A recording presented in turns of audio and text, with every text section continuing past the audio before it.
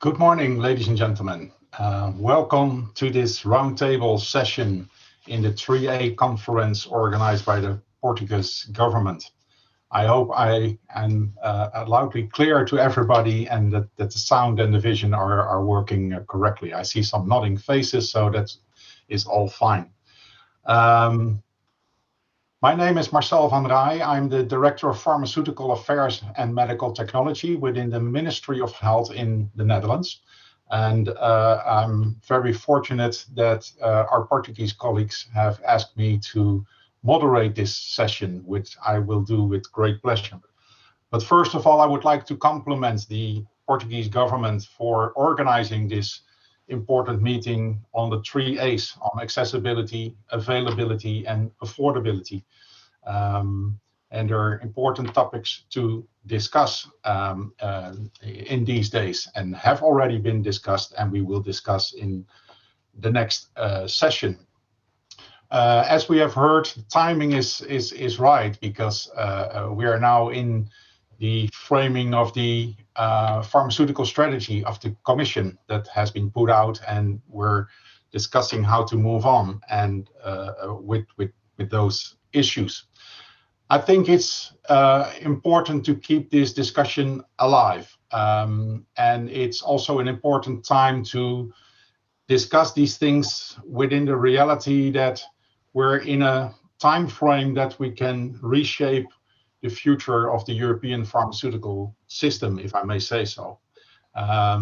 These discussions have been ongoing already in Europe for about 10 years. And I think our Belgian colleagues were one of the first that organized a specific meeting in their presidency on these topics. And many of the colleague countries have then followed in over time. So I'm very pleased that we are where we are in the discussion and that we have the opportunity to discuss today a next step on collaborations and priorities. That's the focus of our meeting.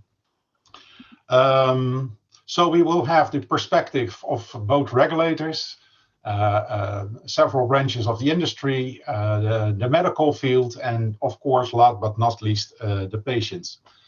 In this whole discussion. Let me introduce our contributors in this session in a short way, and they will all contribute along the whole discussion. But first of all, I would like to welcome Momir Radulovic. He is the director of the Slovenian Agency for Medicinal Products and Medical Devices. Momir is a pharmacist by training and has a history both in industry and government. So welcome, Momir. The second one I would like to welcome is Dr. Nathalie Mol. She is the Director General of FPA, the European Federation of Pharmaceutical Industries and Associations. And before FPA, Nathalie was also Director General of Europeia and has a long-standing history and career in science and the pharmaceutical industry. And as I learned, Nathalie, last year you were named one of the 20 women that shaped Brussels. So we're looking forward to your contribution also today. Third on the list is Christoph Stoller from Medicines for Europe. He's the president of Medicines for Europe, has a long history in the pharmaceutical sector, and is coming from Teva as a company. Welcome also to Christoph. Thank you, Marcel. Is Sergio Bernasconi, is the Chief Executive Officer of MedTech Europe, and has as I saw, already 40 years of experience in the pharmaceutical and medtech sector, and has also a lot of experience with innovation and systems from France originally, as I learned. Next, I want to introduce and welcome Monica Direct-Proy, if I pronounce it correctly, your name. She's the Director General of the European Healthcare Distribution Association, the GRP, And she has a background in economics and has already a long-standing history in Brussels. So I think you will know your way, and I'm looking forward to your contribution also. Unfortunately, Nicola Magrini was not able to join us today from IFA due to urgent matters. And I will continue with two other of our panel members. Welcome also to Annabelle Cebone. She is the Secretary General of the Standing Committee of European Doctors. She has a background in law and has worked previously in the World Medical Association, so she will present the medical field in this discussion. And last but certainly not least, I will welcome and introduce Yannis Natsis. He is the Policy Manager for Universal Access and Affordable Medicines of the European Public Health Alliance. He is also the patient representative in the EMA Management Board, and has already a long history following this debate and is always well informed, I know. So I'm looking forward also to contribution of Yannis. So with that introduction of our panelists, if I may call you like that, maybe first another set of holding rules for this digital meeting. I would like to everybody ask to mute your microphones if you're not speaking, and remind to unmute when you start speaking. Of course, that's one of the classical issues we learn with digital video meetings. If there are questions to each other, you can have the option of raising your hand or an intervention to speak. And along the way, I will ask our contributors also to react to maybe some of the issues that one or the other may put up there. And we will run through the program with, well, more or less limited presentations or statements of the contributors. So we have also some time for a roundtable discussion, taking questions from the chat, taking questions from each other. And we will try to steer the discussion alongside a couple of issues. That's accessibility, that's the affordability, are the main priorities for the pharma strategy, and how we take care of upcoming developments in the field of the pharma. Those are the lines that we would like to take for the discussion. So I think enough from my side to start off. I wish everybody a fruitful discussion and inspiring discussion. And I would like to give the floor to start to Momir Radulovic from the Slovenian Agency on Medicinal Products to give his perspective from the regulator side, the National Competent Authority. Momir, please, the floor is yours.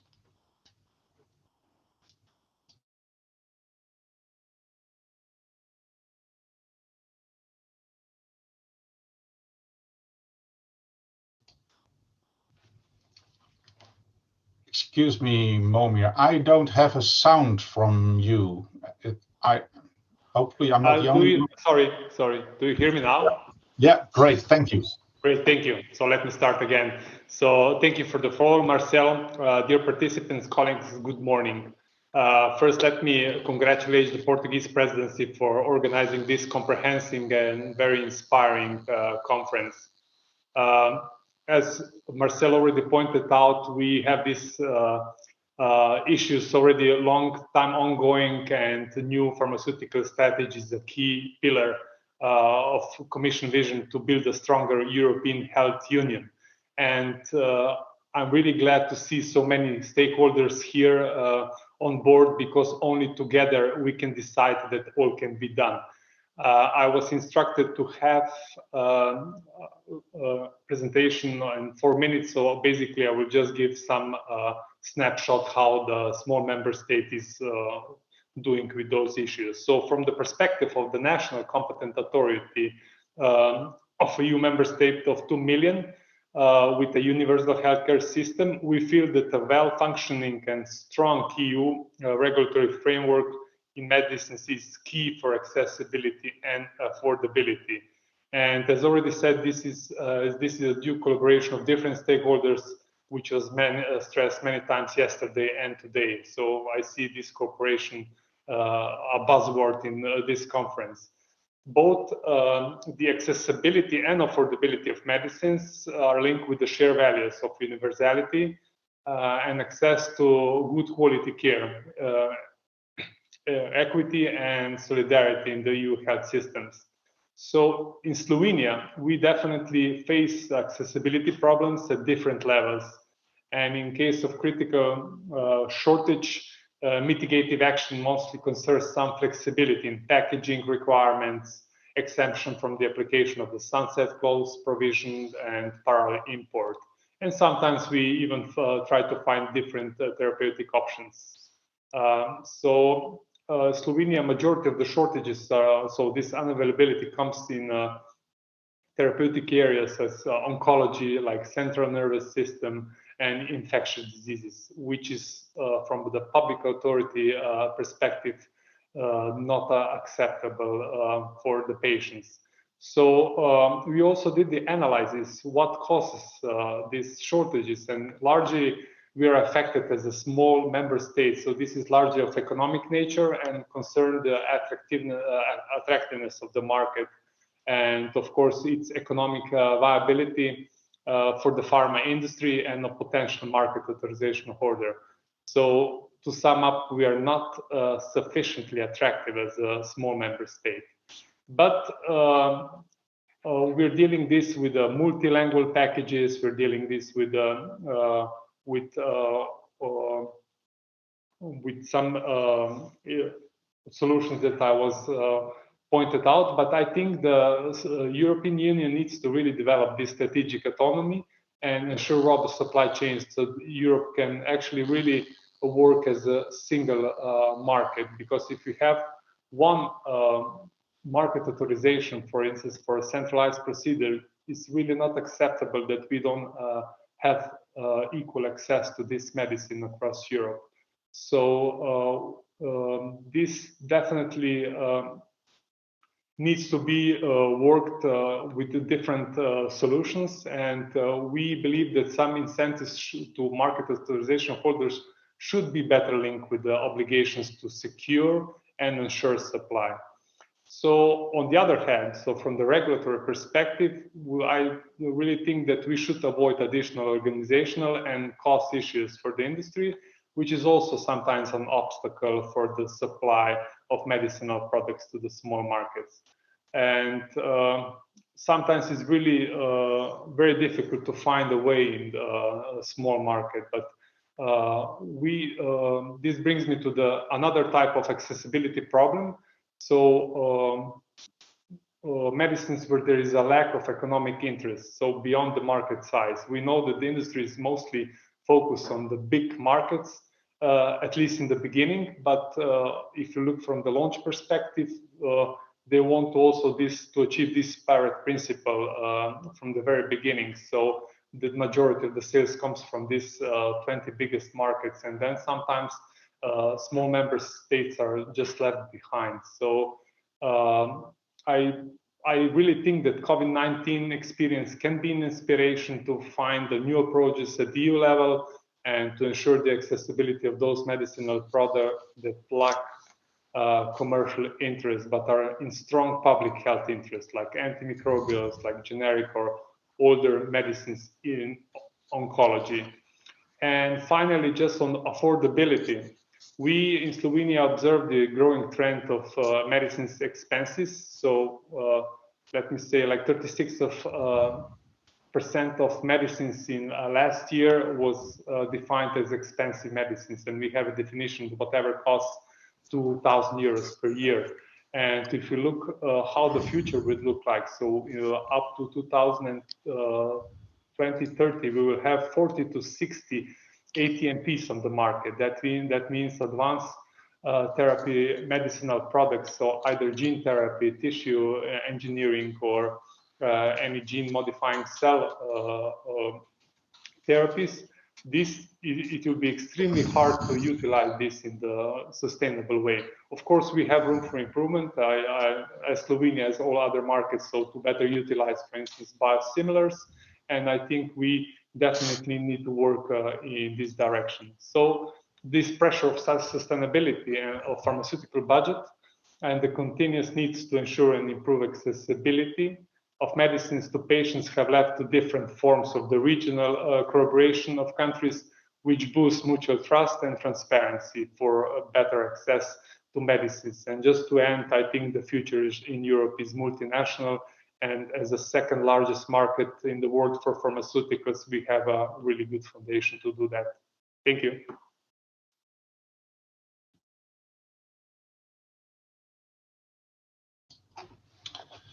Thank you, Momir, for this perspective from the national government and the national regulator, where you put a number of challenges next to each other with several causes. I think we will come back to that in the discussion, but also a handout to making the system easier for access and industry. That's also into the discussion. So I would like to continue with the second speaker, and we move to the perspective of the industry. And I would like to invite Nathalie Mol to give her perspective on accessibility and affordability. Nathalie, the floor is yours. Thank you very much, Marcel. And first of all, I'd really like to thank the Portuguese presidency for organizing this two-day event, a multi-stakeholder event. Like, we really believe there needs to be a multi-stakeholder discussion, because indeed, just building on what Dr. Radulovic said, there is a wave of innovation coming, and we need to find a better way to include that innovation. So thank you for this kickoff of multi-stakeholder discussion. If I could have my next slide, please. I really want to represent that.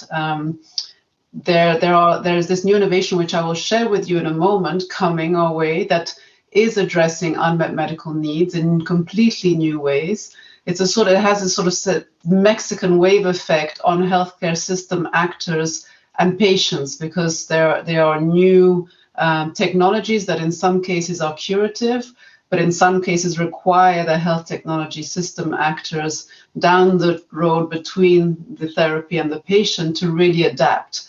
And so we cannot imagine keeping the same healthcare system as it is to deal with completely new therapies. And we know that now, after COVID-19, as was also mentioned by the previous speakers, we are in a very challenging situation. So we have all the right ingredients at this moment. We even have a pharmaceutical strategy. We have this once in a lifetime moment to shape the pharmaceutical environment and really the trajectory for the patient, the best possible way to ensure the best outcomes for patients, but also more equitable and speedy access, not just for today's patients, but also for tomorrow's.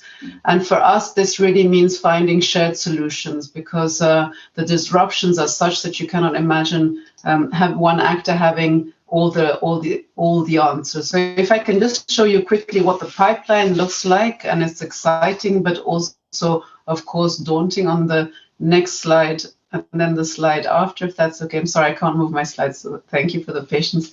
And the one after, yeah, voila. So you can see here, these are the numbers of clinical trials that have increased year upon year, even in 2020, despite the pandemic. You can see that really there are clinical trials running, which means the pipeline is ready, which means innovation is coming. Why is this important? It's important for the whole healthcare system to know, and we work very much on the visibility and on the horizon scanning of these innovations coming, so that the healthcare systems can prepare themselves to best welcome these innovations. But it also means, of course, a challenge, because some of these products act in a very different way or require different systems to be able to administer them to patients. So if I could just go to the next slide quickly. please. Thank you. This is what the pipeline looks like. So almost 50% of the therapies and developments are new products, among which lower incidence and previously omitted diseases, so unmet medical needs, so therapies that address unmet medical need, and that's what's gaining interest and investment at the moment. About 40% is in orphan rare diseases, and then more than 50% of the products there on the right-hand side are biologicals and small molecules, so those famous new next-generation biotherapeutics, advanced therapy products, and others that really require sometimes combination products with medical devices and others. So really, they have a very different mode of action, and they are also difficult to evaluate immediately the impact, because some of them are curative and you have to follow them throughout the life of the patient. So again, we are moving more and more towards therapies that are act in a different way, and healthcare systems are currently set up to deal with therapies as they were before. So this is really a moment where we need to match that transformative innovation with a transformation of healthcare systems and how we do things. And we can only do that together. There are so many actors in the healthcare systems, we can't imagine to do that one by one in isolation as maybe we've done until now. And the last slide is just the last kind of slide to show you the innovative pipeline. Okay, it gets me very excited because I'm a scientist. If I could get to the next slide, please. Yeah, so you can see that these are new areas that are going to be looked into. Of course, there's oncology, but there's a lot of gene and cell therapy there in orange. There are new immunotherapies in green, and really an exciting pipeline. But this means nothing, if you go to my next slide, this means nothing if these innovations do not reach the patient, as you know. Sorry, could you move to my next slide, please? Thanks. In a timely manner. So not that they reach patients in 10 years' time, but that they reach them when the patients actually need them. And how do we do that together? And that's why I really like the title of this panel so much. It's about collaboration. It's about finding solutions together. And, I think over the years, we've desperately tried or worked in silos. The companies discuss with member states, this is my innovation coming, how would you like to introduce that into your healthcare system? Oh yes, well, it disrupts everybody down the road. Hospitals will have to adapt, and doctors and nurses and patients, etc. But let's just discuss. This is not possible anymore. Today, we really need to have that joined up conversation. If you could go to the next slide, please. And the proposal that we very much support is to have a joined up conversation around a table. Really not just, hopefully not a virtual table forever, as we're having now, but a joined up conversation where you have member states on one side, where you have all the stakeholders on the other side, the stakeholders that are actually present today at the conference, and the Commission there also to help us get organized, as we've had fora before, to discuss about what is our shared vision of health. How can we shape the future of healthcare? How can we introduce new innovation, not just pharma innovation, medtech innovation, and many other kinds of innovation, because they're coming. Sometimes they're coming hand in hand. And we are at a situation where we need to build back our healthcare systems after COVID. It is better to build back together sustainably than do this in a piecemeal manner. I don't think we have the luxury to do it in a piecemeal manner anymore. A little bit because of the innovation and a lot because of COVID as well. And what do you need to do when you sit around the table? First of all, you need to agree what you need to fix. I think this is the first thing we need to agree together. As an industry, if you could go to my next slide, what we've done last summer is we studied what are the 10 root causes that we can identify that cause shortages or barriers or delays to access to treatments. Now, these, of course, are what we've analyzed and published, and there may be other stakeholders that can identify others. And I know the Commission, Sylvain presented at the beginning, he had a column on evidence for action. This is really an important element of moving ahead and finding solutions, is agreeing what are the problems and which ones can we do together. You can see in that map of Europe, the availability across European countries, that's not acceptable. But even within a country, you have incredible differences of availability. Depending on where you live, that should not be possible. So for us, as a first step around that table, we decide together which are the problems that we want and can deal with, and we believe are the right problems. And then on my next slide, we find common solutions. Now, this is something else that we published last year because we're really in the mood of putting things on the table so that then we can discuss something rather than, you know, these big words, availability, access, but then what is it?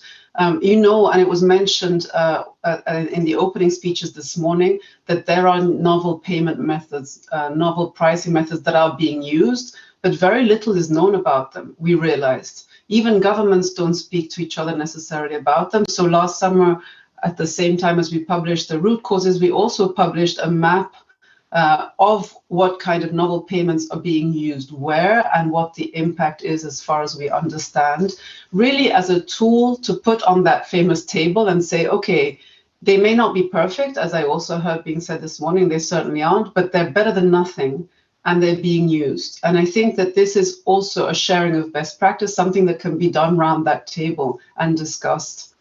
Which is important for me. And what we're doing today on my next slide, and I've nearly finished, Marcel, is today we're going one step further because we know that novel pricing and payment methods concern payers at times because it's new. You don't know what real world evidence you're going to collect. You don't know if in the long term this is a cure or the results are going to be what they are. So it can be a bit daunting, and payers can be a bit unsure whether is this going to work for me? Is this going to work for my healthcare system? And we realize that. So what we're launching today is really a commitment to work on principles to disclose evidence from those novel pricing and payment models from the outcomes. So where those novel pricing and payment models are being used, can we measure what the outcomes are, and can we make those transparent so that then payers can see better, it worked, it didn't work, it would work for me, is it adapted to my country? And that's what we're really launching today. Of course, that it requires another conversation. We need to really sit down with the different stakeholders, with member states, and define how to do that transparency, you know, what are the most appropriate, what's the most appropriate platform for data collection and everything else. But for us, it's a step towards more evidence, more basis for having a constructive discussion on these are the problems, these are some of the solutions, this is how they work, what else can we do? Otherwise, I'm afraid that we keep, like the last 10 years, Marcel, discussing things conceptually, but we don't make any progress. And for patients, that's not possible. So this is my last slide. The next one, please.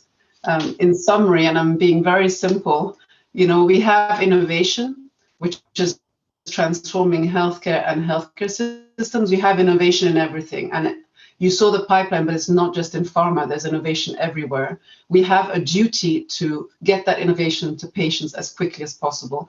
We have strained healthcare systems post-COVID-19. They need to build back better. There's no room for waste. There's no room for any of what might have happened before. And we have this shared ambition, all of us, for faster and more equitable access to innovation, because, yeah, all of us were serving patients, all of us today here in the conference. So we really, really would like to see a shared approach to co-create flexible and collaborative solutions. We would like to see this EU Forum for Better Access, a very concrete step, sitting around the table. We won't agree on everything, and nobody's solution will be the one that will be adopted, but we will be able to co-create something, and we need to do that fast. So again, huge compliments to the Portuguese presidency for doing this, for having this conference. I really hope that it leads to an agreement that collaboration is the way. We collaborated amazingly during COVID. Marcel, you were saying, can we learn something from COVID? My goodness, we managed to make sure medicines were supplied everywhere despite countries shutting down and import problems. So we know that we can do it. We just have to apply it as we build back as well the new normal. Thank you very much. Thank you very much, Nathalie. I think there will be issues to come back also from your presentations later on in the discussion. But first, let me correct myself in my introduction, because it's unforgettable, but I forgot one of the contributors to be introduced. So let me correct that if I'm allowed. So I forgot to introduce and welcome Ilaria Passarani also to the list of contributors in this roundtable. She's the Secretary General of the Pharmaceutical Group of the European Union on the pharmacists side. And she's also the member of the board of directors from the European Medical Verification Organization. And how could I forget, because she is the one in the panel who has done their PhD in the Netherlands. So that's a very link for me, of course. So excuse me, Ilaria, for not introducing you appropriately at the beginning of the slide, but we hear you later on in the program. Thank you very much.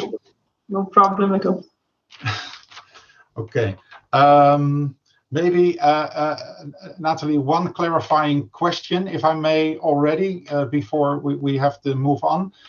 You also mentioned transparency mechanisms. Could you elaborate a little bit what you mean by that? Yes, indeed. Knowing things is the first step to being able to do something about it. And so what we were looking into, just to contribute there, is to show the outcomes of the new pricing payment methods that are being implemented. So really show these are being taken up by result for healthcare systems. What have been the results for patients?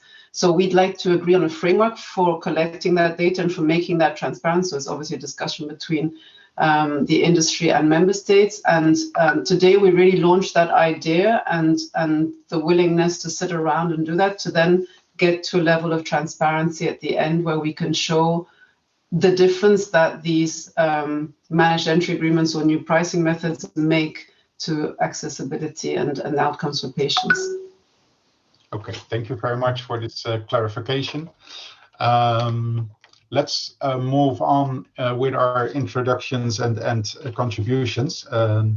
Next in line, I would like to invite Christoph Stoller to make his contribution to the discussion. And as I said before, Christoph is giving us the reflection from the generic and biosimilars industry for Medicines for Europe. Christoph, please. Thank you very much, Marcel, and also from my side, good morning, ladies and gentlemen. It's really a great pleasure to be here with all of you today. Thank you very much for the invitation. Let me see if I can move the slides. Yeah, that works. So, Medicines for Europe, as Marcel just laid out, represents the European off-patent medicines manufacturers. With 350 manufacturing sites across Europe, today our sector represents close to 70% of dispensed medicines in Europe and contributes only 2 to 3% of the European pharmaceutical healthcare budget and roughly 20% of the pharmaceutical budget. 70% of the volume, 20% of the budget. Our sector stimulates equitable access to a large scale of therapy options from small to complex biological molecules and represents untapped potential of innovation, as we have seen during the pandemic, for instance. Already before the breakout of the COVID-19 pandemic, it was clear that our industry has been suffering from years of economic pressure related to cost containment measures following the 2008 financial and economic crisis. At the same time, from cost increases due to the additional regulatory requirements, such as, for instance, the implementation of the Falsified Medicines Directive. To give you a very concrete and specific example, if you look at the defined daily dose, the price that we as manufacturers get in Germany has been 17 euro cents 10 years ago. It has been reduced to 6 cents today. So basically a reduction of 2/3. As a consequence, the consolidation of our industry prevailed at the expense of Europe's resilience, diversity, and autonomy in manufacturing and supply. This development has opened vulnerabilities and gaps which need to be addressed today. For the first time, our issues are appearing publicly, finally, notably in the Pharmaceutical Strategy, and this is a great first step. When I took over the Presidency of Medicines for Europe in 2019, I made sustainable and equitable access to medicines a priority for our cluster. Identifying key recommendations to protect access to affordable medicines while supporting a vibrant and strategic manufacturing base. Then came along COVID-19, which I hope has been a wake-up call for all of us and a stress test for our supply chain. As the whole industry, we faced unprecedented, unexpected demand for certain medicines, such as, for instance, ICU medicines. Despite this challenge, we have been able to avoid major shortages, thanks to a strong collaboration with key stakeholders, regulatory flexibility, and more transparent information on market dynamics. And we must learn from this. I've heard it before, collaboration was excellent, and we should continue this. There are three important aspects that must be considered as key priority moving forward, some of which are included in the pharma strategy. First, our sector is critical and strategic for Europe.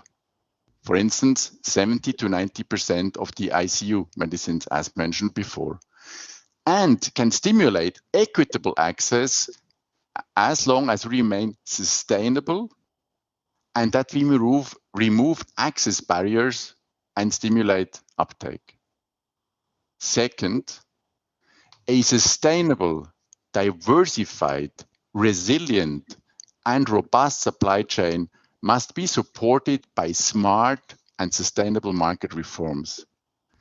Economic root causes driving our manufacturing outside of Europe must be addressed. We need to stop the economic race to the bottom. Current tender models or any cost containment measures on generics or biosimilars are fueling market concentration and the migration of our industry, technology, and know-how outside of Europe. Tender models must evolve toward multi-winner models, and the awards must include more criteria than only price. On shortages, it is important to note that solidarity, which has been mentioned before, is a prerequisite. A pan-European plan and coordination is needed. Any disproportionate regulatory requirements, obligation to supply, penalties, or ill-conceived stockpiling, fragmenting the single market, or threatening products' economic sustainability may lead to further shortages. We must also absolutely increase the use of digital tools, notably in the regulatory framework. Digital technologies can bring cost efficiencies for both the industry and the regulators. And last but not least, third, the importance of the digital transformation of our healthcare systems. Too many non-COVID-19 patients' access to care has been affected negatively by the pandemic. It is clear that new digital pathways can offer them a safe way to be treated from home. We really need to embrace this. To conclude, I would like to say that there is too much at stake to get this wrong. So I hope by working together, we can really implement acceptable policy reforms for all to provide patients with equitable access to medicines at all times, while keeping a vibrant, strategic off-patent sector in Europe. Thank you very much. Thank you very much, Christoph, for your perspective on this. Just one clarification question already, if I may. You say we need newer tender models where not only price is one of the criteria. Could you elaborate what kind of criteria you might think of?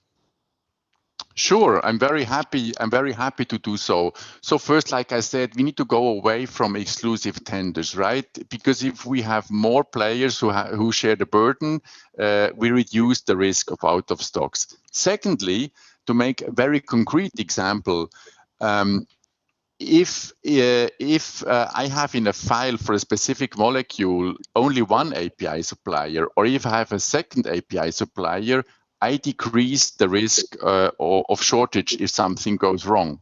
Now, there is a cost to that for me. And if in a tender system, price is the only criteria, I will not be able to do that, right? So other criteria can be, so that's an example for a criteria which increases security of supply. Then we can talk about environmental criteria, for instance, right? We hear it every day in every industry. This is one of the key trends. It's one of the key focus areas of the European Commission.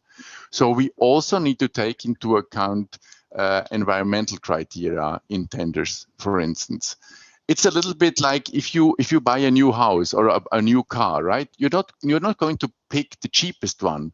You're going to pick the car with the best cost-price relationship.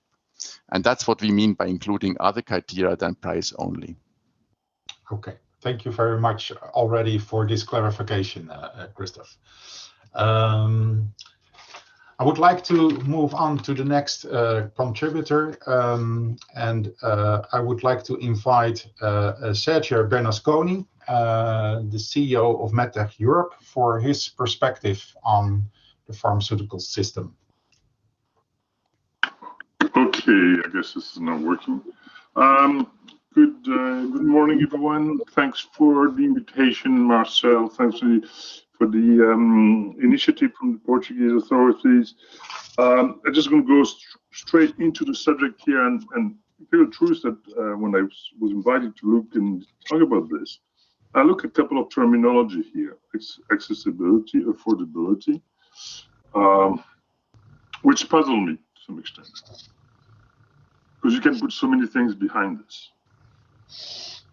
You can put so many things behind this. And the truth, it actually reminded me discussion I had 10 years ago, 15 years ago, 20 years ago. And to the point where one could say, you know, what has changed? What has really changed in the last 20, 15, 10, 5 years? And I think it didn't feel that good as an answer. If you look at accessibility, I mean, what do we want to put behind accessibility? If I look at the medical technology industry, I have to tell you that if one of the critical factors influencing accessibility of medical technology for European patients is mostly at this point in time the change in regulation. And I'm not criticizing the regulation as such. I think that we all agree that particularly the new ones are more than welcome and needed to guarantee the safety for patients, absolutely.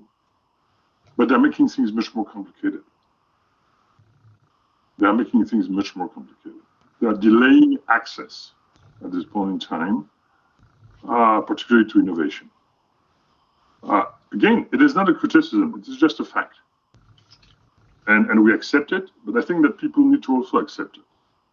It cannot not only be, you know, what about industry? I think it's about the system, and we have to accept that. Now, we have to accept that the innovation cycle is currently at stake in medical technology through a number of new regulations which are being put forward, which we have to adapt. It is absolutely clear today that most probably for the next few years, Europe is going to be one of the latest geographical area which will benefit from some innovation. Unless there is some specific situation or specific solution which are being brought forward to favor access to innovation. I also want to warn on one thing. We're currently in the implementation of new regulation. There is particularly one which will have a major impact for patients. It's the one which is linked to in vitro diagnostics. In about 14 months from now, the in vitro diagnostic industry will move into a new regulation. Look, it is absolutely clear that if nothing is done to try to fix the solution of the delay taken by the implementation of such regulation, it is very possible that patients will not have access anymore to critical diagnostics. And among these are COVID test, cancer test, okay, and rare disease test. So you can look at it as one of the critical aspects, at least for our industry. What regulates a lot of the accessibility issues is the regulation which are being put in place. And we have to be very careful here because we cannot continue just to pile up regulation. Okay. Look, there is currently discussion around an HTA regulation at the European level. I have a lot of doubts on the benefit of such regulation. People still have to show me that HTA has solved the affordability issues in healthcare in the past years. But here again, let's be careful that we do not pile up regulation to slow down access for patients. Okay, I think that we need to keep that in mind when we look at all what we try to do to protect patients and so on, which is perfectly fine. But that, on the other hand, we do not slow down the access to innovation. There is a couple of extra things around accessibility. We have in Europe, particularly for medical technology, a European market access system, okay, commonly called CE marking.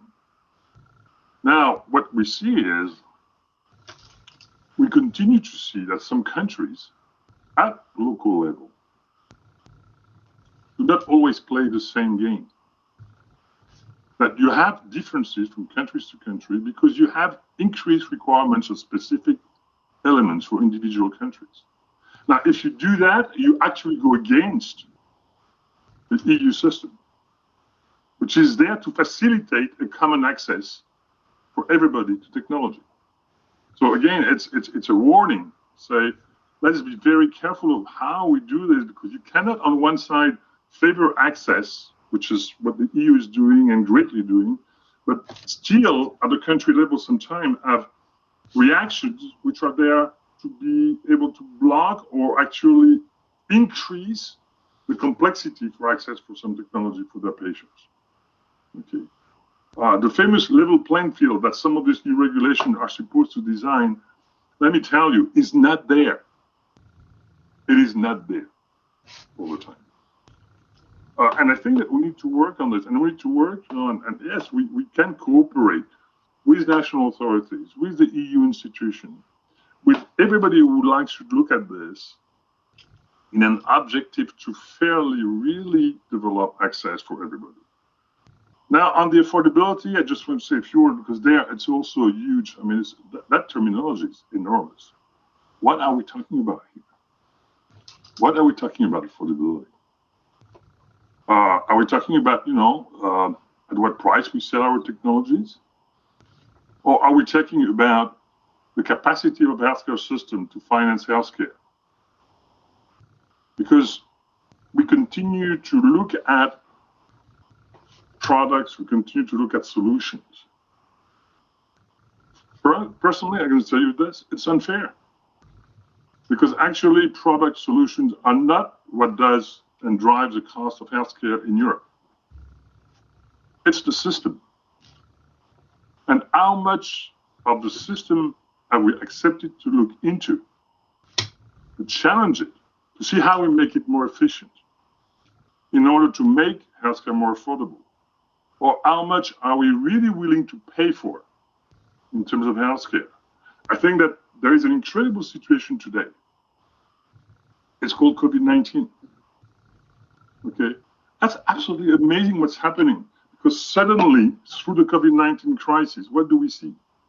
We see suddenly people understanding that we need to invest in healthcare. We need to put more in healthcare. This is one of the most critical investments that national authorities, Europe can put forward. Because we know one thing is that if people are well, they can work, they can produce, okay? And that's what the system should look into.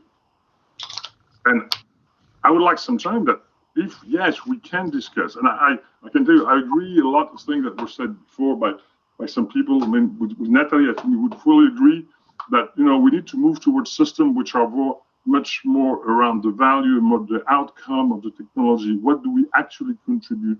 Would we accept to be paid more on that basis than purely on the price? I think we would, if we're able to set that up. It's very complex. It's much more complex than just saying it. Huh? But yes, we would support that. Yes, we want this. And by the way, it is already happening in some places. It's not that it is not happening. It is already happening in some places. And we need to push it further. But it cannot only be the situation with industry. It has also to be something which has to look into healthcare system. And how do you change the healthcare system? I can tell you, I've got one major concern. It's called digital health. You know why? That's because digital health will move forward. Technologically wise, there is no question, there is no problem as such. Okay. The problem is not this. It's how the systems are going to absorb digital health in the sense of making it a useful tool to improve systems and to make systems more affordable. I'm just going to tell you one thing is, if you would use fully medical technology to the full extent, most probably we could reduce the cost of healthcare in Europe between 20 to 30%. Okay. The issue is, to do that, you need to change the system. And change is the most complicated piece that we have to deal with. Because how do you close down hospital, treat patient at home, focus people only on in and out from the hospital and get treated? You can get surgery in one day. Okay. How do you do that? How do you change the system to absorb the benefit of new technology, which then will make system more affordable and potentially redirect some of that cost to more treatment, better treatment, more innovative treatment for patients? That for me is a huge question. I mean, I'm glad that we're discussing it. I wish and I hope that we move forward, but it doesn't stay only at the level of discussion. Thanks. Okay, thank you very much. I would like to proceed to the next speaker in line. I would like to invite Monica Directoire, the Director General of the GRP, to give her perspective on where we are in the system. Please, the floor is yours. Thank you very much, and thank you for the Portuguese presidency for this invitation to this really important conference, and we are happy that we can be part of this conference and share our view, which is a bit less known because we are working in a B2B, so a business-to-business environment between the pharmaceutical manufacturers, between medical device manufacturers, pharmacies and hospitals. And that's why I would like to give you a very brief introduction on our contributions to the 3 A's, which has been very timely put as overall theme of the conference. I'm not sure, can you share my slide? Move to the next one, please. Our members have a very tight network of 1,260 warehouses all over the European Union. And we are full-service healthcare distributors. with full line wholesaling as a backbone. To give you an idea of the sheer volume, we deliver about 62 million packs per day in the EU, which translates to 15 billion per year. And it is time critical because already, as Natalie said, the medicines only can take effect if they can get to the patient in time. So it's about 2.5 hours between we receive the order and the pharmacy would get the medicines for the patients. And in this respect, it's also important that we can bundle the different orders of different manufacturers. Normally, it's around 19 different manufacturers bundled in one order. And our members have a really crucial role in ensuring this timely availability of all medicines, not only some or selective, but all medicines and medical devices which are used in the dispensing outlets we deliver. But we can only do that as long as we receive them. And that is crucial that we continuously receive all medicines. And that's why some member states have enshrined public service obligations and others have public service functions. There is a provision in the current legislation which gives a joint obligation to the industry together with the distribution sector. But we think it should be implemented in a way that there is separate obligations on industry and on our sector to ensure the continuity of the distribution. And we have these public service obligations, not only in product range. To be a full line wholesaler, you have to hold on permanent on stock the full range of medicines, but also in depth. And in depth is our buffer stocks. Usually it's around 2 weeks, in some countries even more, where we hold buffer stocks to compensate for an increased demand. And this was very, very helpful in the COVID crisis when demand at the beginning of the first wave went up skyrocketing, but then our buffer stocks were completely emptied. And in this respect, it is crucial that we have the right to be supplied by the industry. This right is enshrined in only 4 member states like Belgium, France, Germany, and last not least, our host country, Portugal. And we believe that it is an implementation issue, that this right to be supplied should be implemented in all countries. This will certainly smoothen the availability and the safe and timely delivery of all medicines and save then times for the healthcare professionals, for their patients, instead of shopping around, and we can serve as a one-stop shop.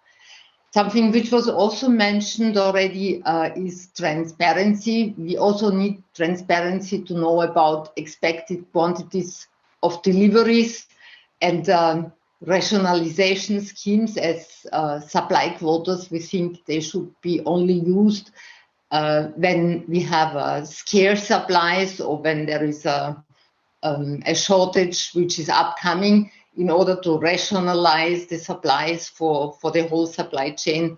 We need to put this also on our clients and they need to put them on patients, but it should not be abused. And we also have a financing function, and there I wanted to tap a bit into Christoph's point. So we buy from the industry and then sell it to hospitals and pharmacies. But there is, of course, a finance, or we have to have a financing bridge of around 28 billion euro in the EU, which puts an additional strain on our sector if this delay gets longer and we do not get paid in time. On the other hand, our margins, which are highly regulated on the national level, keep declining for 3 main reasons. Products going into direct sales or into direct distribution, for very expensive products, which we see more and more coming, there is a maximum cap which is getting too low to ensure the risk of the pre-financing, that there is a breakage or a problem with the product. And then on the other hand, for very low-priced medicines, there is often no minimum fee, and as a percentage of almost nothing, it remains nothing. And yeah, we have now seen with the distribution of the COVID vaccines that it's crucial that the supply chain is resilient and can quickly adapt to new distribution challenges. So we should really stop and reconsider this race to the bottom, because we should focus on having a resilient supply chain, and we all should work together that the supply chain remains resilient. Maybe a last point, medicine shortages. This is a problem for all of us, and I think for all of us who have joined this panel, and nobody's interested there is shortages, but we should work together to try to mitigate shortages as much as we can together, and to have transparency built up from member states to European level to mitigate those shortages. And we are very much looking forward to joining our colleagues and decision makers and the Commission in these discussions. Thank you. Okay, Monica, thank you very much for your contribution. If I may ask already one question for clarification. You mentioned that you would like to see separate obligations for the industry entities, if I may say so, for a full supply wholesaler. So in what respect do you see then your obligations? Because we also see sometimes the wholesaler being the one that selects what they sell and buy, etc. So can you elaborate a little bit on that? Yes, with pleasure. That's a very good question. So we do not see the wholesaler selecting what they are buying. We see the wholesaler as a full line wholesaler there to serve hospitals and pharmacies, and they should, and this is why the public service obligation on the wholesaler, they should serve the full range of medicines, whoever is the manufacturer, and make sure that all medicines are available whenever and wherever they are needed, and not do cherry picking. So yes, this is one of the main reasons why we are claiming for public service obligations, because we need to be sure to have all medicines available. Okay, thank you very much for clarification. Maybe we come back to that point, because it's really interesting point to discuss. Thank you very much. We move on to the next speaker. Now we have had the various perspectives from the industry side, and we move on to the medical field and the patients. And I would like to invite Janez Natsis from the European Public Health Alliance to give his perspective on the pharmaceutical system and where we are. Janez. Thank you, Marcel. Can you hear me? Do you see me? Yeah. It's great to see familiar faces, even if it's virtually. I wish we were all in this meeting somewhere in Portugal. We've come a long way in a short period of time since the groundbreaking Dutch presidency of the EU back in 2016. It was then that health ministers acknowledged the series of imbalances in pharmaceutical systems. 5 years later, unwarranted high medicines prices remain a systemic problem and a key access barrier for patients across Europe. I must say, Marcel, I am worried. I am worried because I see with COVID-19, companies' power grows undeniably. I have never seen such politicization of pharma before. pharma CEOs pick up the phone and they talk directly to heads of state and government. Companies have become key political interlocutors, political players with disproportionate, in my opinion, clout and little or zero accountability. We've seen that the EU, with the ongoing vaccines procurement negotiations, the EU itself has found itself on several occasions, by and large, dependent on companies' business plans. My hope is that the EU is still capable of counterbalancing the companies and mitigating the effects of the excessive concentration of power in a single business sector before it is too late. Because, ladies and gentlemen, let's not fool ourselves. This is exactly what today's debate is all about. So how do we fix this? How do we address this? Firstly, I think we need to see a speedy and complete reactivation of the regionals, initiatives such as Beneluxa. We need to see and hear good news coming out of such initiatives in order to rally the political support around the joining of forces, the pooling of resources and expertise, and the building of capacity. That said, with the ongoing EU vaccines procurement negotiations, we see that there is a potential for these negotiations, for price joint negotiations, to take place on the EU level. But for such negotiations to be effective and successful, we need a paradigm shift.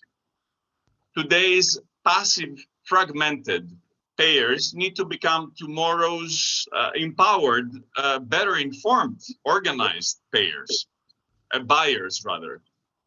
We need a system which is demand-driven rather than supply-driven as it currently is. And of course, if there is to be EU pool procurement over medicines, I hope that the EU and its members will be far stricter with pharma than they have been around COVID-19 vaccines. Of course, there is also good news. On the bright side, today, COVID-19 vaccines are available across the Union. And I think this is something that we would like to see and we need to see in other areas as well, across, for instance, orphan drugs for rare diseases. The review of the respective legislation, the orphans legislation, is a prime opportunity indeed to show that we are serious about overall policy change. The revision of the general EU pharma legislation, this other flagship initiative included in the EU pharma strategy, is another area where we can contain the orphanization of the EU regulatory environment, the framework, in order to, by asking for more and better data earlier on in the process at the time of the approval of medicines. If we were to have more robust data earlier on, the life of HTA, PNR, patients and doctors would be much easier further down the road. Speaking of HTA, we've seen that during the COVID-19 vaccines negotiations, HTA took a backseat, let's be honest, due to the political influence. I hope that this will not be the norm in the future. At the same time, in light of COVID-19 related negotiations with the industries, we saw that we got great insights into their pricing models. And in my mind, and I think that's the purpose of this two-day conference, affordability must be the starting point of any future conversation. On another point, you, the member states, you have a unique opportunity for once, if I may say, to drive and to show that you want to drive and to steer innovation, rather than be, as you usually are, as we usually are, on the passively waiting on the receiving end of whatever the industry comes up with. How? By investing in the development of new antibiotics to tackle AMR. I'm aware of the fact that AMR is not high on the radar, on your policy radar, on the capitals level. But if we were serious and if we were to invest in the development of new antibiotics under public health leadership, using HERA, for instance, That would show that the EU and its member states are willing to get down to business and they're serious about it. Talking about HERA, I think HERA is another testing ground to prove and to show whether member states are ready and know how to behave in a decisive way as wise investors, rather than simply continue, as we see also with COVID-19, to simply continue to throw money at the companies. So with HERA, I think, our companies are indispensable partners. I don't think that anyone contests that. But HERA must be a purely public authority with a clear public health mission statement and a sizable budget. To put it simply, in this case, quite literally, you need to put your money where your mouth is, if I may say so. And with HERA, we must go beyond the traditional industry-driven public-private partnerships that we've seen, like with the IMI. It is an opportunity, and it is an opportunity to shape it these days and these weeks and these months. So to sum up, there is a plethora of initiatives launched. Just read the EU and the Commission's Pharma Strategy, which is an excellent starting point, by the way. Kudos to Santé and then the colleagues from the Commission. There is a plethora of initiatives. There is plenty of opportunities. There is so much opportunities that is a question of resources and lobbying power. I tell you that from the Brussels perspective. This is the time for governments to really wake up, put your foot down, and set the rules of the game, taking into account that in any case, the public support, we as the public, our support that goes into biomedical R&D, as we've seen very clearly over the past year, is multi-layered and substantial.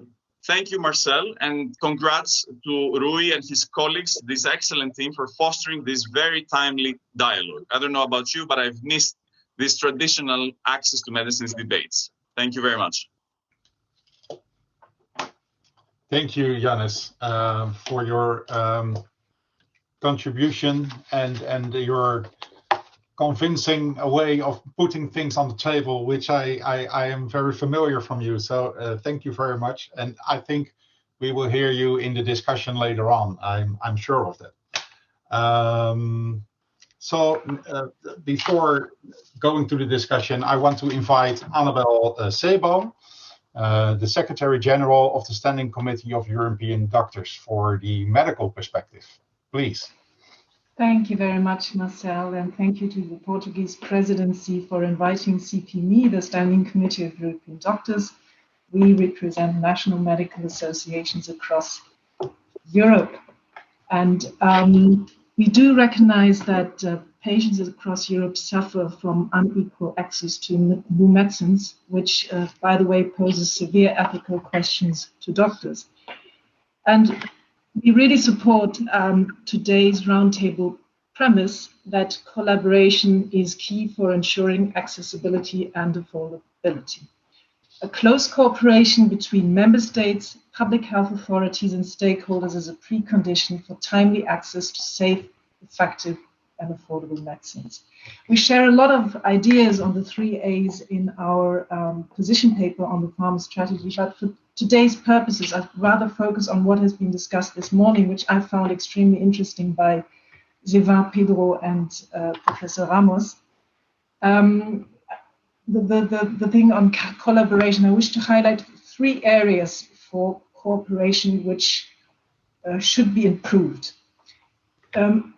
We think that member states could benefit very much from improved cooperation in the areas of data generation on new medicines, on medicines pricing, and medicines procurement.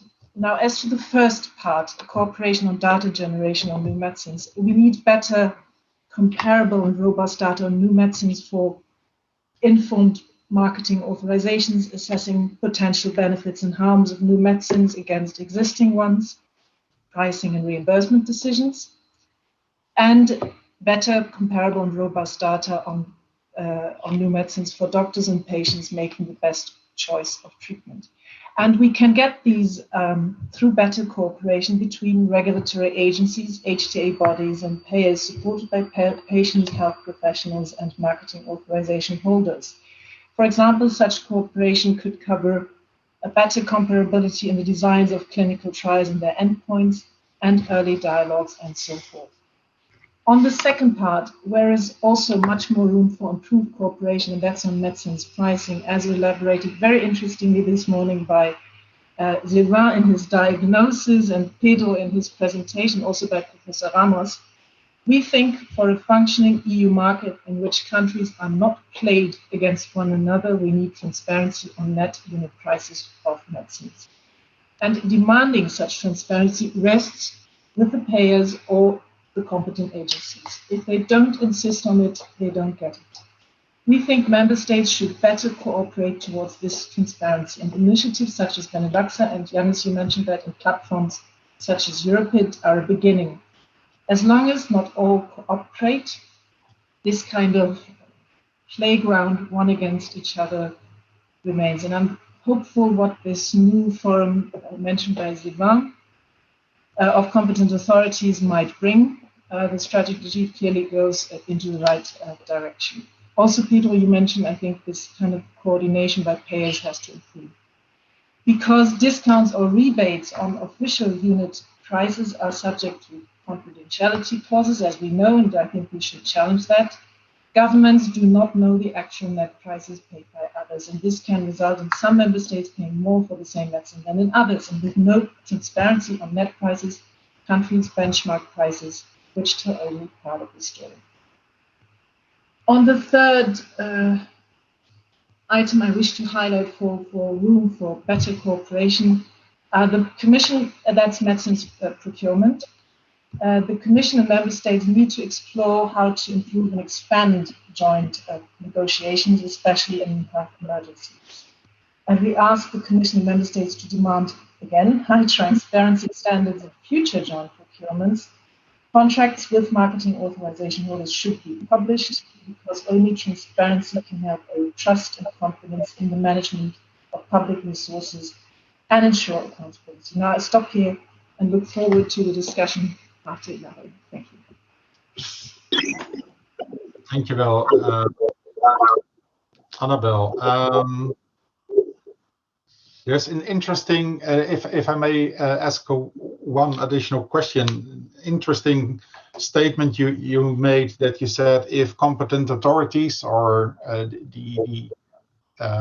whatever you mean by that statement are not insisting on getting the right information on transparency, they will not get it. Could you elaborate? What I meant, yes, what I meant, they should use their bargaining power better.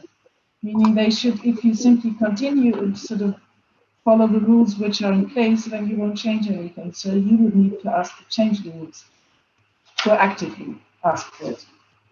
And is that then in the phase of pricing and reimbursement or HTA, or already in the phase of market authorization? So pricing. On pricing. Okay, thank you. So let's move on. Last but certainly not least, I would like to invite Ilaria Passerani from the European Pharmacist Group to give her perspective on the pharmaceutical system and our ways forward. Please, the floor is yours. Thank you, Marcel, and good morning, everyone.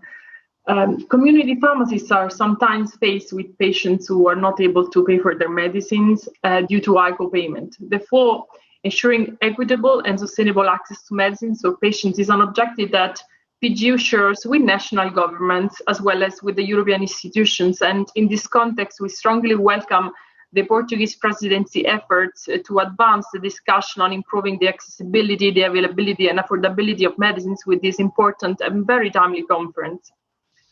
On top of financial sustainability pressure to European health system, we see that the increasing marketing of innovative specialty medicines has been a major challenge even in high-income countries in Europe over the last years. So these new innovative medicines may be able to respond to unmet patient needs, but they also pose new challenges for the capacity for patients to access these medicines without financial hardship, and for our systems to be able to reimburse them, because their launch price, as also indicated by OECD, especially for some therapeutic categories, has been increasing significantly and sometimes without commensurate health benefits. In this roundtable, we all know that this may jeopardize public health because it can reduce access to healthcare, it can worsen health status, for instance, by lowering patients' adherence to their medication due to cost concerns, and we see that in community pharmacies. And this means also undermining health outcomes and exacerbating health and socioeconomic inequalities. We think, though, that the adoption of pure cost containment pricing models may be detrimental to public health because they tend to affect the availability of medicines and shift the financial burden of the cost of medicines on patients, for instance, as I said, by increasing copayment. Within the EU, pricing and reimbursement policy are a competence of the member states, but at the same time, we know that individual pricing decisions in some countries may affect others. And that is why we believe that promoting better coordination among member states to ensure that pricing decisions taken by one country do not lead to negative impacts on patient access in another country is an appropriate way for the EU to help improving medicines affordability and accessibility. In line with the European Commission proposals in the Pharmaceutical Strategy, we also support EU cooperation on issues related to evaluating cost effectiveness and measuring added therapeutic value. In this respect, we see the voluntary cross-country collaboration that have been established on different areas over the last years, including on pricing and reimbursement and on joint procurement of medicines, as very useful and successful experiences that should be promoted further. We also think that the regulation of medicines prices should be operated through a mix of policy instruments and not only leveraging on a single pricing policy tool. With regard to accessibility, let me add that in many countries, innovative and high-priced medicines are often available only through hospitals, while we believe that dispensing this medicine through community pharmacies, as it has been done in Portugal for some hospital-only medicines during COVID, increases equity of access, it reduces costs to patients, and can also improve monitoring and adherence. I'd also like to take this opportunity to stress that pharmaceutical pricing policy are not the sole determinant of the affordability of medicines, and that there are other key important elements at play. First of all, we consider that the promotion of the rational use of medicine should be at the core of any policy aiming to enhance medicine's affordability. This can be implemented by supporting cost-effective pharmacy services such as medicines use reviews or dose administration aid services, which improve therapy outcomes and adherence and minimize the risk related to using the medicine. We also think that it would be useful to put in place in all countries appropriate financial incentives for pharmacists to dispense and promote the uptake of generic medicines. To conclude, I would like to say a few words about COVID. COVID has shown us that it's more important than ever to invest in primary care, to move away from a hospital-centered to a patient-centered care. Community pharmacies are there. They are ready to take up the challenge and offer an increasing number of advanced services to patients, including disease prevention programs, immunization, health screening, that can improve both quality of care and the sustainability of healthcare systems. In response to the pandemic, as recommended by WHO Europe and OECD, recently many European countries have introduced changes in the legislation to expand the role of pharmacists and relieve pressure on the healthcare system. And we hope that these challenges are there to stay and that other countries will implement them. Thank you. Thank you, Ilaria, for your contribution. You said affordability is not only about pricing policies, but also on rational use. And what do we need to improve that?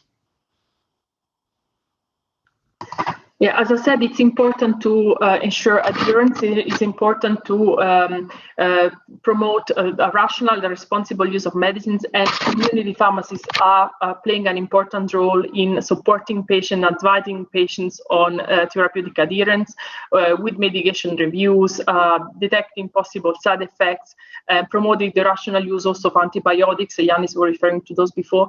So all measures aiming at promoting the rational and the responsible use of medicines should go along with all measures related to improving the affordability of medicines.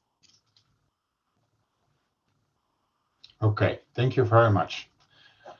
Well, ladies and gentlemen, we have heard from all the contributors their perspectives and their views on the system where we are. And we have now, about left 40 minutes for further discussion. I will try to take some lines of questions to all of the panelists, and we're also looking at the chat if there are questions there to take on board. And I see some coming in already. We will take a look at that in a minute.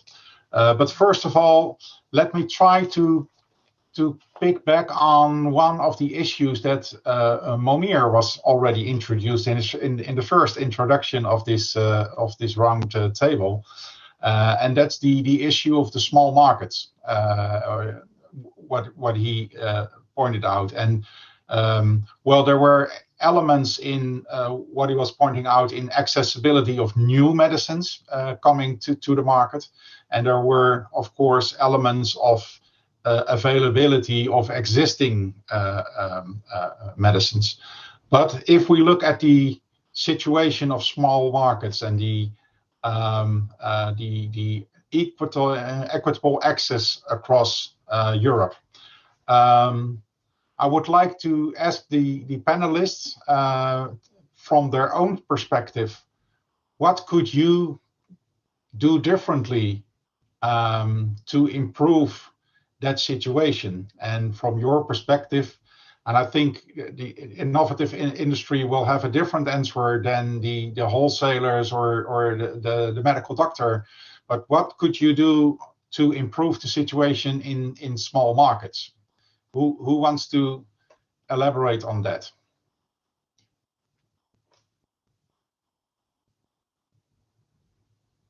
I see Monica, please.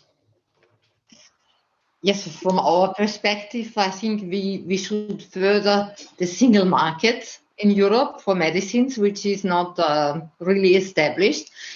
And it could help if we would have more multi-market packs, so more packs which could be used in different markets, and especially for the small markets. We were looking into the Baltic countries once and see whether they couldn't have a Baltic pack, which is automatically registered in all three countries. There seems to be a Nordic pack, which is then used jointly in Sweden, Norway, and Finland.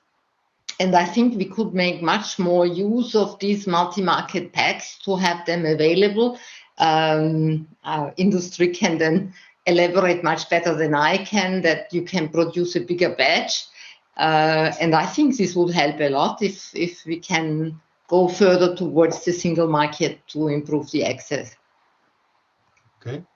I think, Christoph, that would be music to your ears, or not? I'm happy to step in, Marcel, if I may. So first of all, I would like to make it very clear, right? We always want to sell, because to be very clear, I don't get paid if I do not sell. So it would be a totally wrong assumption that I get up in the morning and I think, how can I not sell today? Just to be very clear.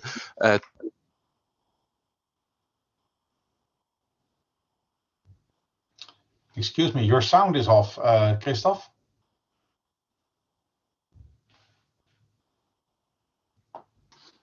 How did this happen? Something, okay. Can you hear me again? Okay. hopefully, I'm not sure where you lost me. That I was saying it is always in our interest to serve the patients and to sell medicines. Now, if it does not happen, then there are reasons, and we need to solve these root causes. And to take on Monica's point, right? I have no problem to think about creative solutions, how we can do that. And we have some other creative solutions. We can talk about e-leaflets, for instance, right?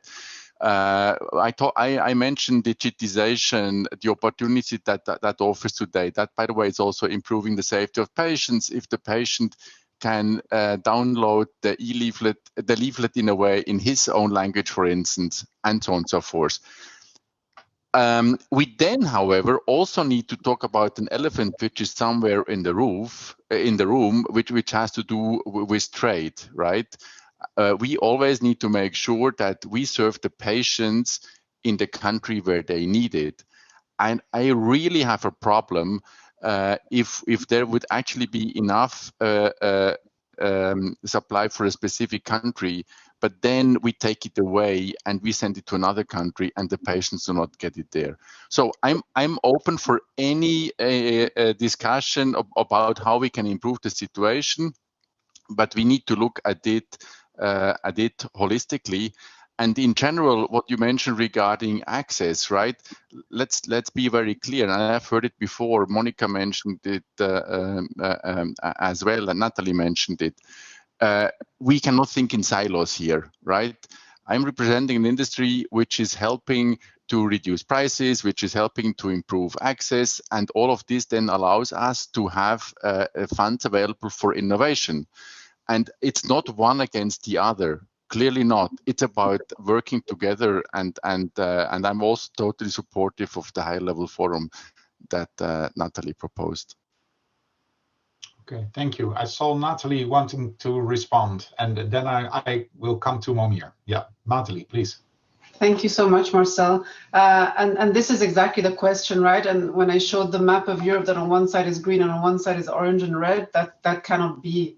But on that same slide, I had more than one problem. It was more than just price. There were at least 10 problems that we identified. So I think that's why we need that joined up co-creation of solutions, and goes everywhere from speed of regulatory processes to the fact that we don't have a European scientific evaluation. Now we're trying with our HTA regulation, we're not there yet, and then the planning, etc. From our side, to be very concrete, conceptually, equity-based tiered pricing could improve access, but it needs to be anchored, as was just said now, in a concept of solidarity, so that we make sure that the wealthier EU member states don't benefit from lower prices that ought to be available to, in the interest of patient access, to member states who have less money to invest in healthcare. So I think there again, you can't solve it on a country-by-country basis. Somebody said it before, and I'm losing track because there's a lot of people in our panel, but we really need to have an intergovernmental framework, articulating that solidarity, that willingness to pay for different EU countries and addressing specific issues linked to the internal market. This requires a conversation that is joined up between us, and we need to take also into consideration the broader global context and any spillover effects to other regions. So it's a complex thing. That there are solutions, and we mentioned it earlier this week in the context of the Oslo Medicines Initiative. This is something that we also brought forward. So, we stand behind it if we can make sure that we co-create that solution in a way that there's a framework that makes it possible to implement. But there are many other problems, so one solution won't solve it, of course. Yeah, and if I may, Natalie, that we see, of course, also the fact that the industry is introducing a new compound differently across Europe when it's on the market. I can completely understand what you mean in the different areas of Europe and the prices, etc. But the introduction of new pharmaceutical entities that's also an issue to look at. Or what is your opinion on that? No, absolutely. There's not just one magic key, right? So you reduce the price and everybody gets access. If it was that easy, then we would have done, we would have all solved it very quickly. You are negotiating with every single country. You are getting, for even upstream, the regulatory process, the more complicated the product, the longer it takes, okay? After that, you initiate the process. When does it start in a country? When doesn't it start? The speed of the national timelines, the clock stops, the adherence. And then you have the value assessment, which today really needs some help. And the smaller member states are the ones who need the expertise, right, that sometimes they lack for these new molecules. So you have misalignment on evidence requirements, you have misalignment on value and price, the value assigned to the product is different in different countries. And then you have you had horizon scanning in those countries? Are the health systems ready? Is the infrastructure ready to welcome that product or not? Because it makes no sense also to sell a product in a country where there's no healthcare infrastructure to support it. Are the diagnostics in place? So that's also even more frustrating. A patient knows the product is on the market, but they can't get hold of it because they can't implement it.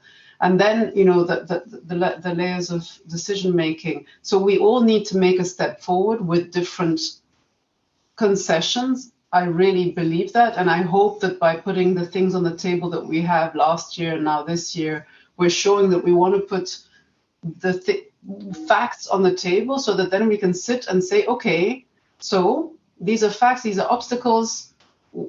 How do we move towards each other, because the patient is in the middle waiting. Okay, thank you. Momir, you want to reflect, and are these solutions that can help you?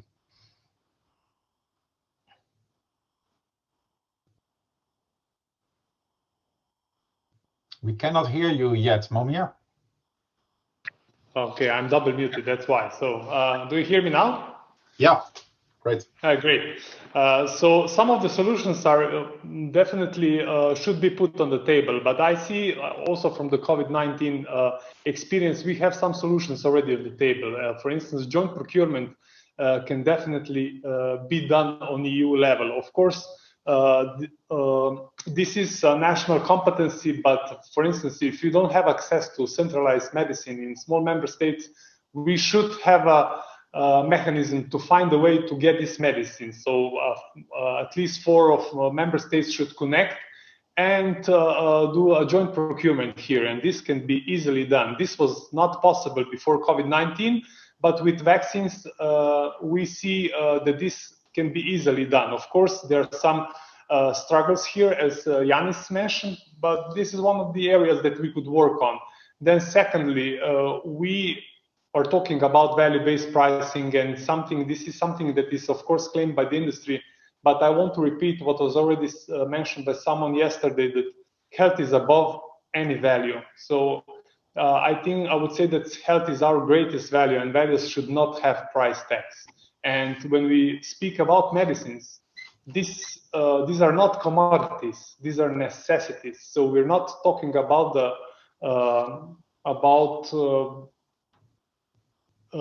Hermes bag. We're talking about medicines. We need access to treatment, and if you have new treatments available, and of course, if they have a treatment impact, we should not put a price tag on it. I know that industry is many times doing this willingness to buy market researches and then to put a price tag above all, but this won't be sustainable in the long term. And maybe we should also reflect on some multinational approaches. For instance, I'm thinking about joint treatment facilities, especially if you talk about gene therapies.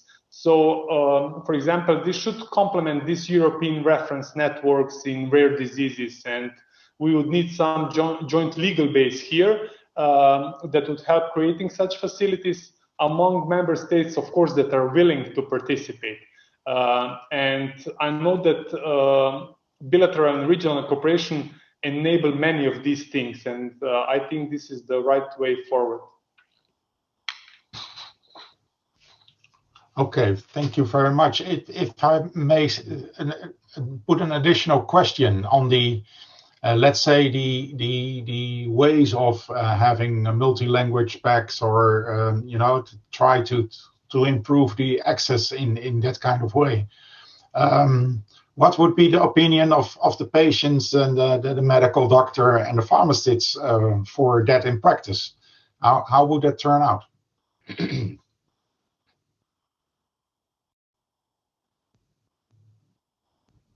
Is that I'm looking to I'm sorry, to Jannes and Alaria and Annabelle.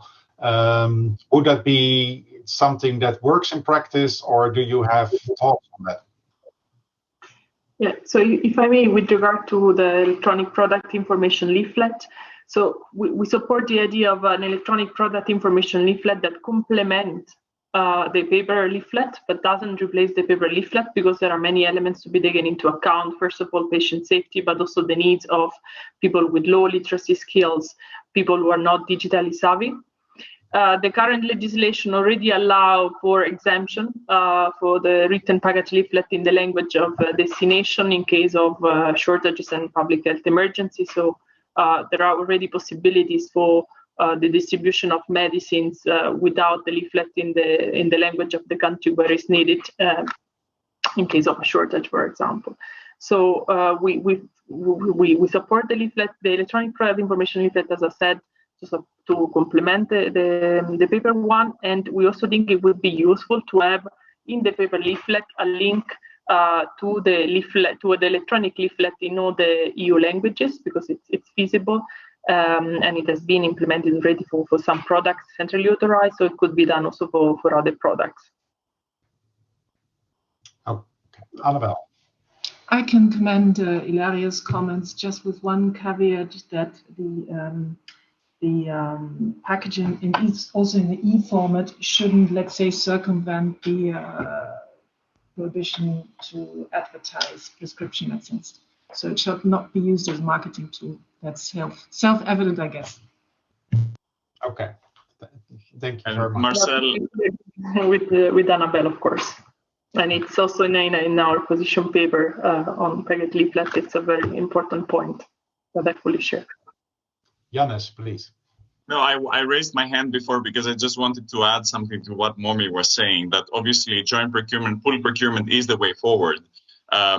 Possibly even on the EU level, as we've seen with the ongoing vaccine negotiations. But it is important to use the leverage to really get the true partnership. My frustration, and I'm very happy that the EU negotiated the vaccines together, it's just my frustration comes from the fact that I see this as a missed opportunity to have, and perhaps it was difficult because given the scale of the emergency, but I was frustrated that we missed this opportunity to have a true partnership with the industries, and in the end we just had some mere price volume agreements, and the whole public health was reduced to a commercial transaction. So I do agree with Momir that pooling resources, as I said also in my initial statement, my opening statement, is the way forward. It's just that it's important to get it right in order to rebalance the system, because this is what we're talking about. It's about rebalancing the system, especially in the aftermath of COVID-19. Thank you. Okay, thank you very much. And now we Marcel, comment of Christoph on this subject, please. Would you allow me two brief comments? So regarding the e-leaflet, I think, we also really need to take into account the environment here. And the e-leaflet and the paper leaflet, I don't think this is the solution. I understand that not everybody is digitally savvy enough to do it. However, as the patient gets the prescription drug from a pharmacist, right? And in this case, the pharmacist, for instance, can print the leaflet in the pharmacy and hand it out to the patients. That regarding the e-leaflet. Joint procurement. I'm actually, honestly speaking, a little bit surprised that everybody seems to advocate for joint procurement. As a person who has been involved directly in joint procurement, I'm sorry to say, but the way it has been done, it does not work. Really not. And why does it not work? it does not work because we did not get a guarantee of the volume. For instance, normally if I sell something, right, I know how much volume the other party is buying, and I know at what price. This is not the case here, right? Because we did not get any commitments whatsoever. So what does it mean in practice? It makes everything worse. So I'm putting aside the volume because I want a tender for product X. I know I need to deliver 100 pallets in the best case if I get all of it. So these 100 pallets in my distribution center are being reserved. I'm not selling it to anybody else who may be in need. And then 2 years later, I found out that I did not get one single order despite I was awarded. And then I did not serve the others. So the way that it happened, it's simply, I'm sorry to say, it's simply not working. And I can clearly tell you I'm strongly opposing this. Unless we change the rules and then we make it work, but not in that way. Okay, thank you. Alaria, and after that, I would like to move to another subject, please. Alaria, please. Yes. So with regard to the possibility for pharmacies to print leaflets in the pharmacy, we think this is a completely unworkable solution. It's disproportionate requirement. Just to give you an idea, some figures. So a study in the United Kingdom showed that a pharmacy dispenses on average 300 prescription items per day. A study in Sweden confirmed that patients provided with electronic product information only would, in any case, ask the pharmacist to print the leaflet in the pharmacy. So this would create serious workflow disruption and delays in the delivery of medicines for patients. Just to give you another number, on average, community pharmacies spend 6 hours per week to manage medicine shortages. They certainly cannot become, printing outlets for patients, for leaflets. It's really not workable. It would disrupt so much the dispensing activities of community pharmacies that it's really not workable. Marcel, I know we need to move on. One last comment, 10 seconds. I'm talking about exceptions only, right? Because if it do not be an exception, then of course we can leave the paper leaflet in. I'm talking about the few patients who cannot download it or their iPhone or their app, right? I'm not talking about everybody.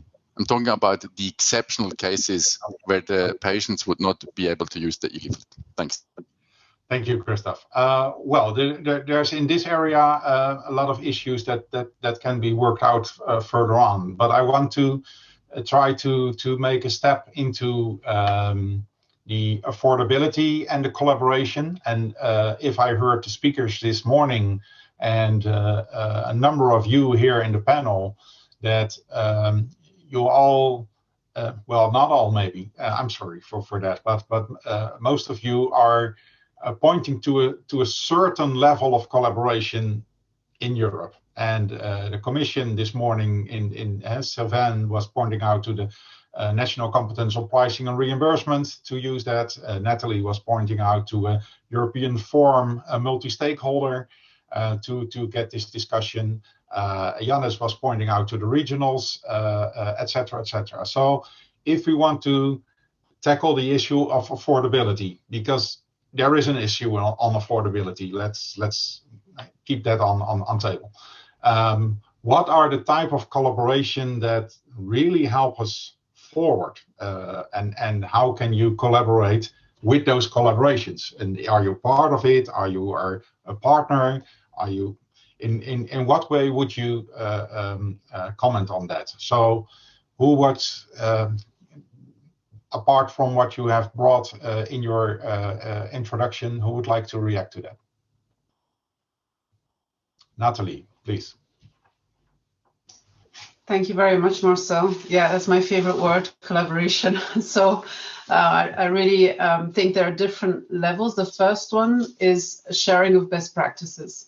I really think that we're missing a part of the game if we don't share what the different member states are doing, how they are using novel payment and pricing models, for example. I think such a forum would allow a conversation about that.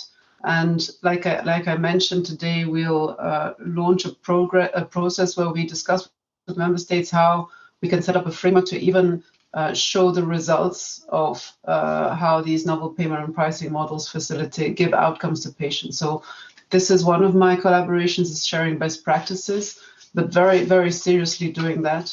HTA, this is one where I think we are, again, missing a trick. It's not possible that we disagree on scientific evidence, and it is slowing us down. It is slowing down access to patients. It is causing duplication that is wasting resources, and we cannot waste anything else anymore. We cannot waste time. We cannot waste resources. There are no resources after COVID. And the third one would be, as I mentioned, the having that framework of solidarity. So collaborating, agreeing that we have a framework in which we can introduce products at different prices in different parts of Europe to make sure that the patients have access to them. So this all requires sitting together, because no one is just going to give on their side. That's not how collaboration works. It's not about here and then you walk away. Collaboration is about working together. And I really, would like it to start.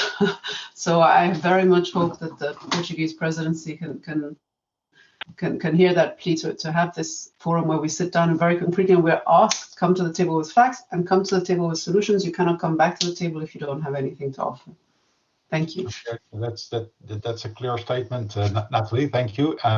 If I may try to understand, when you're talking about new payment models and the outcome-based and the indication-based payment models, I can imagine what you mean by that. But in the same phrase, you use new pricing models. And what are the new pricing models from the industry perspective?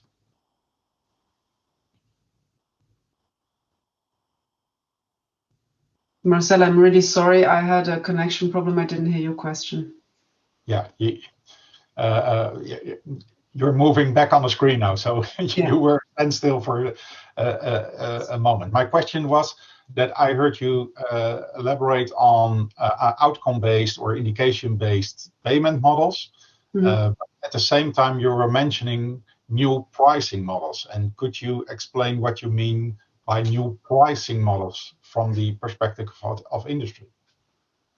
Well, there are already outcomes-based pricing models or combination pricing models being used in different parts of Europe or beyond. And these are the kind of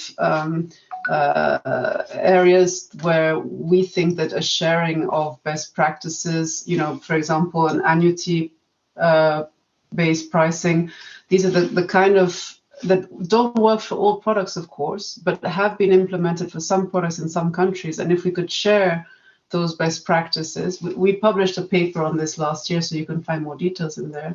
But in a year, much more will have been done. If we could share those best practices, you can learn and adapt or adopt whatever works for you. And today, I think there's still not enough being known and discussed about that. Okay. Back to the collaboration issue. Janus, you were pointing out very specifically what you would like to see. Could you say something more about that?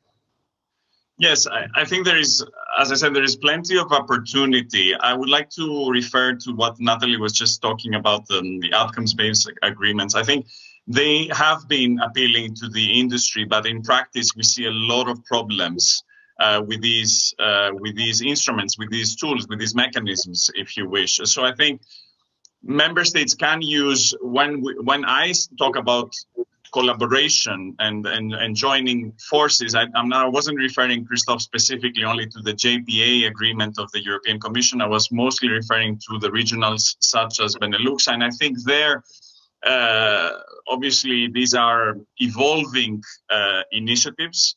Learning as they're going. And I would say my hope would be that we need to reverse the rules of the game and we need to proactively set the scene. And how do we do that? We saw, for instance, now with the COVID-19 vaccines, and of course, vaccines are a different case than medicines, but the role of upfront payments, and this is why I also refer to the question of antibiotics.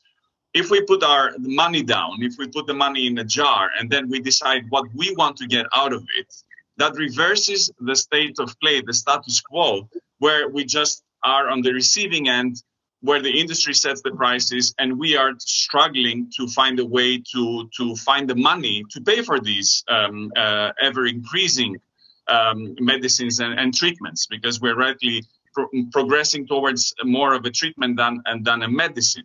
So for me, also the value discussion, we need to be very careful. Obviously, the HTA appraisals, I think there we can all agree that we need to strengthen that. But value should not be used as a smokescreen to justify these very, very high prices, unreasonably high prices. And again, just to say, as I think Natalie mentioned, sharing best practices, and I'm glad that the European Commission is trying to enable this collaboration with the so-called affordability team. We need to strengthen the capacity that member states have to work together, especially in the aftermath of COVID-19, where you know better than anyone else, Marcel, there are real innate limitations on the ground. People are tired. And the only way to address the information asymmetry, which leads to a power imbalance, and these are not slogans, these are real life situations, is by strengthening and enable this exchange of information. The exchange of information so as to, as I said, reverse the rules of the game, and rather than simply wait for whatever comes out of the pipeline with whatever price tag, try to say in advance, this is what we want, this is what we need, this is our own priority setting, this is how we define our unmet needs, and this is what we're willing to pay for it. And obviously, then there's a discussion of affordability, because you, Marcel, might be willing to pay 1 million euros to cure cancer if we ever get to that point. But for others, 1 million euros will certainly be unaffordable and unsustainable. I hope that clarified a bit my position. Thank you very much. And in response to that, I saw one of the questions in the chat that the last point that Jannis is pointing out, that there might be differences, and that was also in the presentation this morning of Peter Bauros, that you can have different outcomes, different trade-offs, he called it, if I'm correct, across the European Union. That also means something for, well, how we deal with tiered prices across the region. Is there anyone who would like to react on that? What is the question again, Marcel? Well, if we have different outcomes of the negotiations and the different prices and different willingness to pay, then we have different outcomes across Europe, different prices. So how we are dealing with that, because that also brings tension to the single market principle, of course. Are there any thoughts on how to work on that? Or no thought, that might be Natalie, please. Yeah, Marcel, yeah, I mean, that's exactly the situation that you would probably need to have, because different countries have different buying power, as Jannis just mentioned as well. And if you try and have one price, the convergence, and many studies have been done on that, the convergence will not be beneficial to the lower income markets, and the high income markets will pay less. So I think a diversification is fair. It's what we need to obtain, but you need to have the right conditions to ensure that it does what it's supposed to do, which is serve the different markets according to their capacity to pay. Okay, Momir, please, and then Jannis.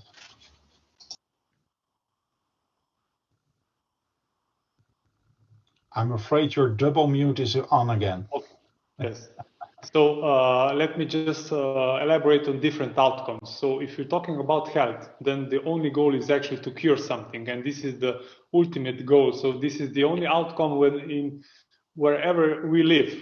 So this should be our ultimate goal. So to cure something, and if you have a high price tag, then something needs to be done in this direction. We know we have many medicines in oncology that just extend progress-free survival. So we're far away from the overall survival. So we need to talk about these outcomes. You know, is this clinically meaningful? Is this actually available for patient, or are we just adding more on complexity and then mixing 3 biologics into one patient, spewing more chemotherapy in? So I'm thinking if you about different outcomes, we should talk about differential pricing. And this, if you're one single market, we have different GDPs, we have different minimal daily wages, we have different poverty lines.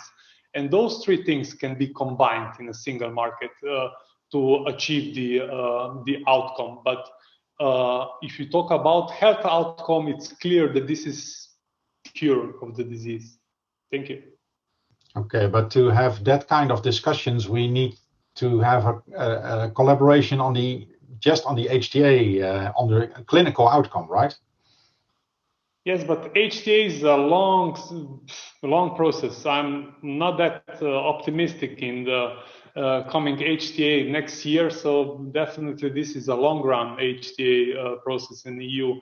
I'm thinking what can be done today, you know, where of course it's very difficult to get the full transparency also from the industry, but definitely we should talk how the price is set, you know, what are the R&D costs, what are the clinical trial costs, what is actually pricing and reimbursement schemes.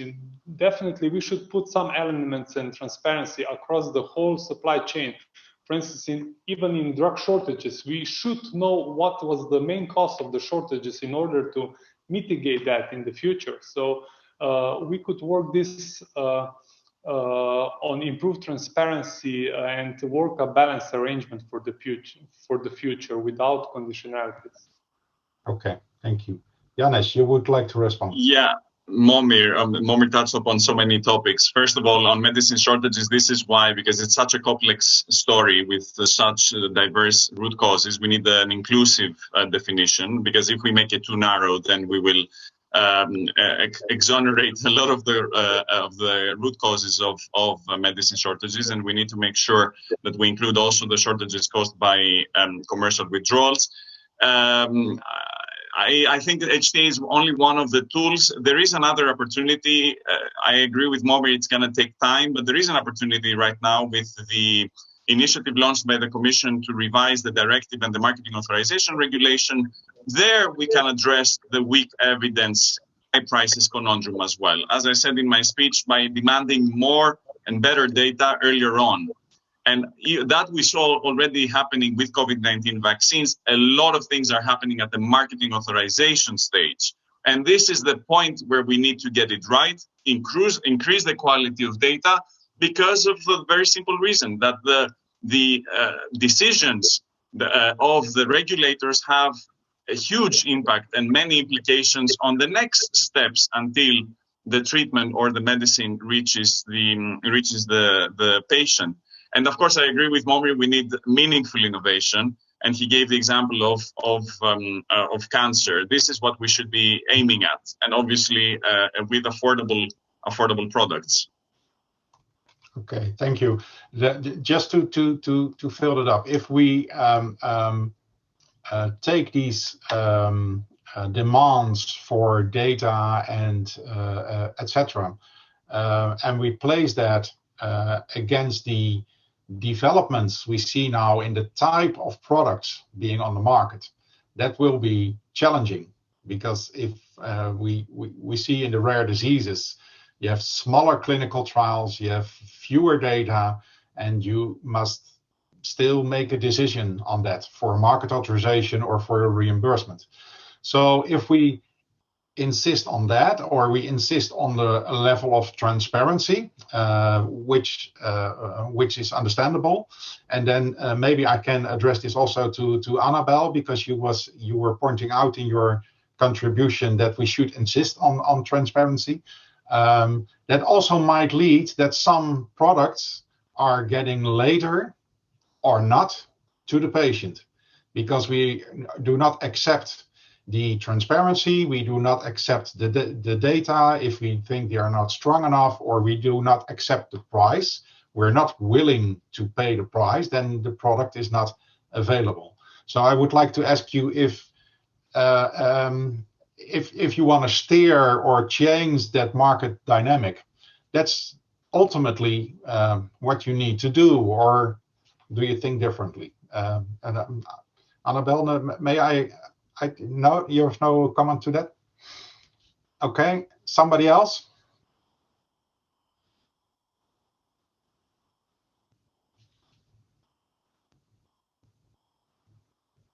So we accept the consequence that if we ask for some things, or we make some things obligatory or whatever, that has consequences. Of course, that's what we accept.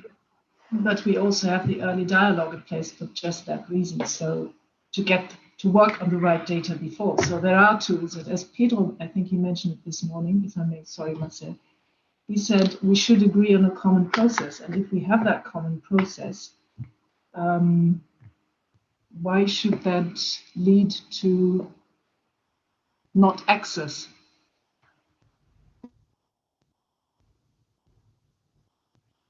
Okay, Janus? Yeah, just very quickly building on what Annabelle just said. I mean, the convergence and what we can do in the now, yesterday, is to bring together.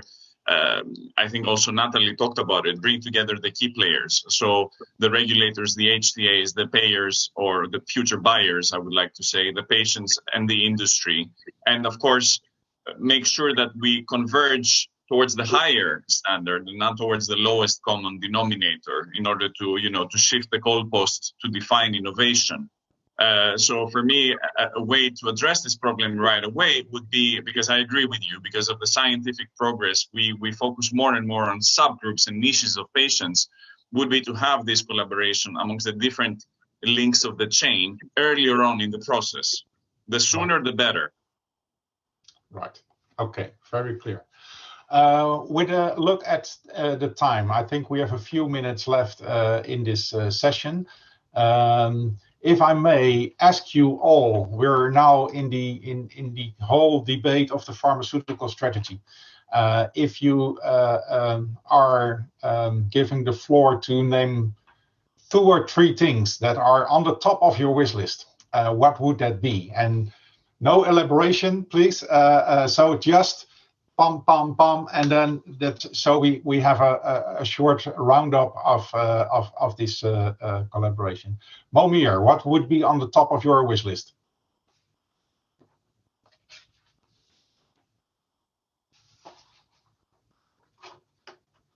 From the health perspective, this would be new antibiotics. So we would like to see the perspective pipeline, and how do we achieve that? And of course, to still have a continuous access to the older antibiotics who are actually also disappearing from the market, because China is, for instance, supplying 90% of the penicillin to Europe. And then second is actually to add some value in healthcare. So to see, for instance, the value of repurposing in oncology.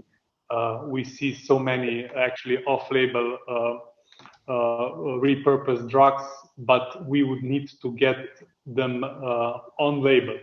And this is also a very complex issue to tackle, but definitely there is a value in it, because we have off-patent drugs. They don't cost a lot healthcare, but they can provide a significant benefit to patients. So these 2 things. Thank you. Thank you very much, Momir. Natalie, what is on top of your list? So happy to answer just now, Munir. We as an industry raised €1 billion last summer to start research on AMR. So I have that wish again as well, but industry is doing something about it. So I'm excited about that. But if I look at availability, I really would like to build a strong and predictable IP framework to further drive innovation to patients, because I showed you the great pipeline, but it exists because of our framework. So that for me is very important. We didn't discuss it, but it's important.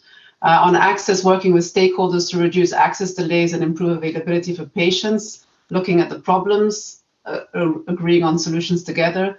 And then on affordability, partnering with EU and national policymakers to tackle societal challenges, including better ways of alleviating the burden of chronic diseases, and equity-based tiered pricing is one of those as well. Thank you. Okay, thank you very much. Christoph. Yes, thank you, Marcel.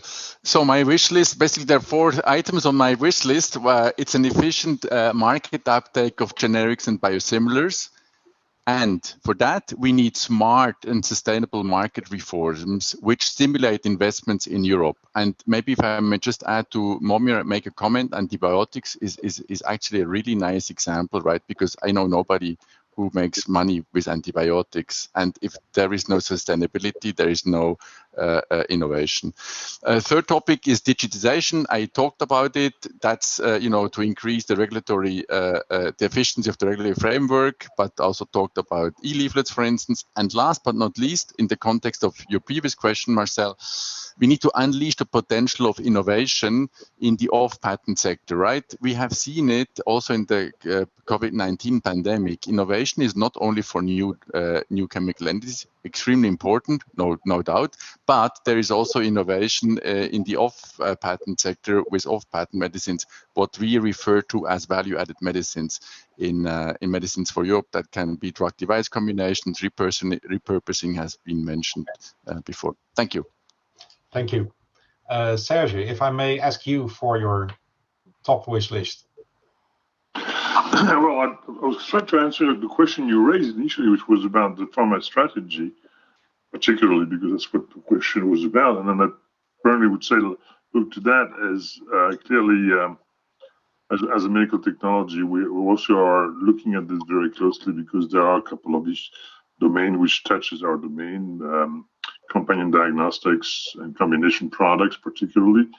And the trick for us is to try to understand, how the pharma strategy will interact also with the existing regulations so that there is a maximum, let's say, fitting together.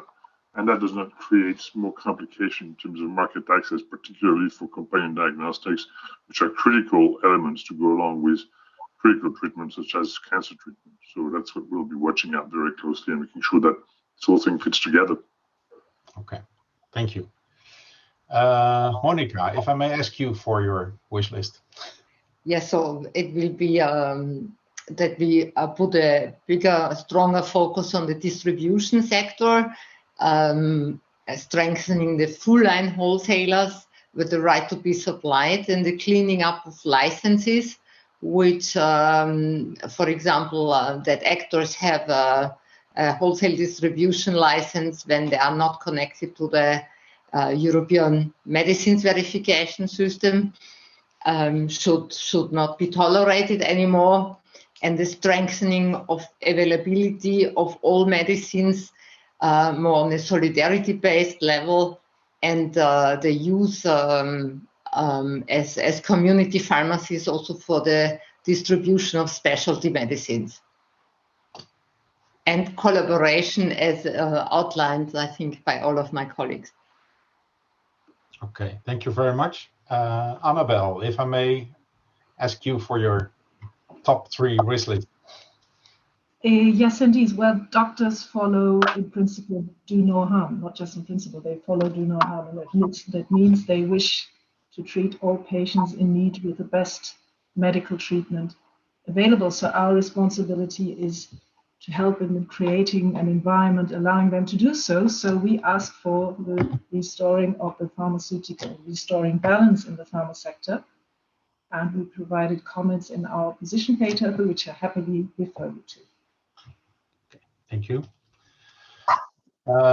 Ilaria, if I may ask you for your wish list.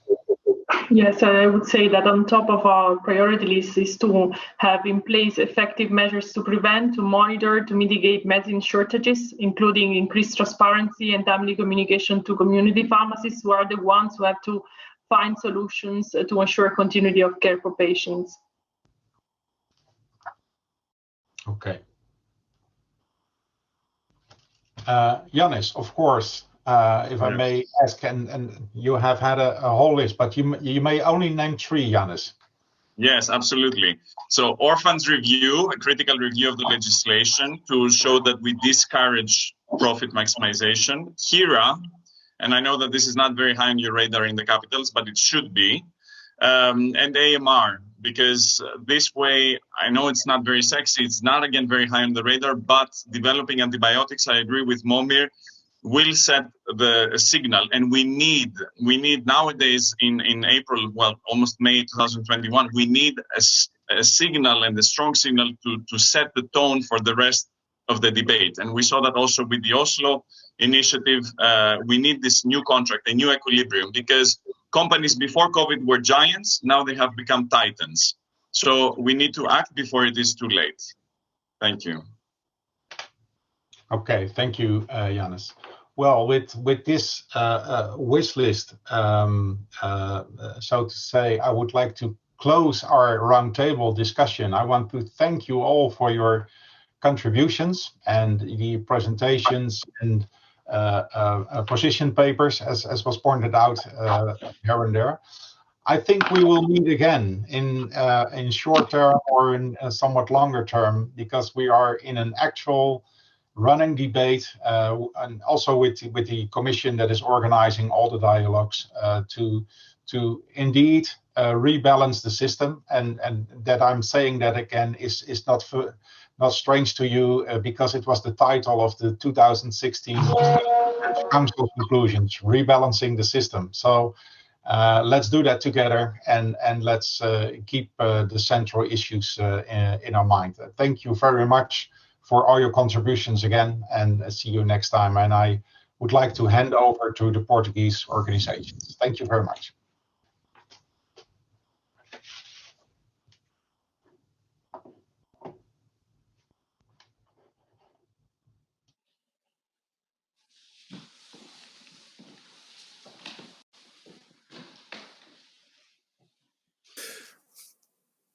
Good afternoon again to you all. I think you are listening to me now.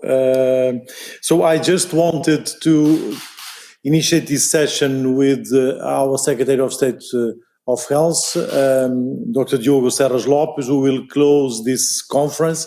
But before I give the floor to the Secretary of State, allow me to make some notes, some final notes, more of organizational nature. We had the occasion to follow also the final part with the Secretary of State of this panel, which was really very comprehensive. We could see the level of the discussion, and once again I would like to thank my colleague Marcel van Rij for accepting to moderate it, and also all the colleagues that were in the panel.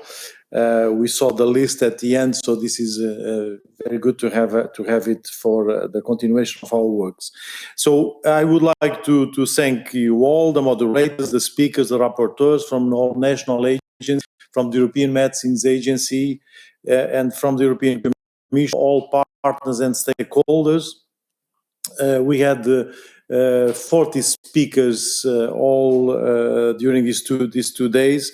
Of course, my thanks go also to the team, the full team of Infarmed, and all technicians behind the organization of this conference, because without also their support it would not be possible to run it.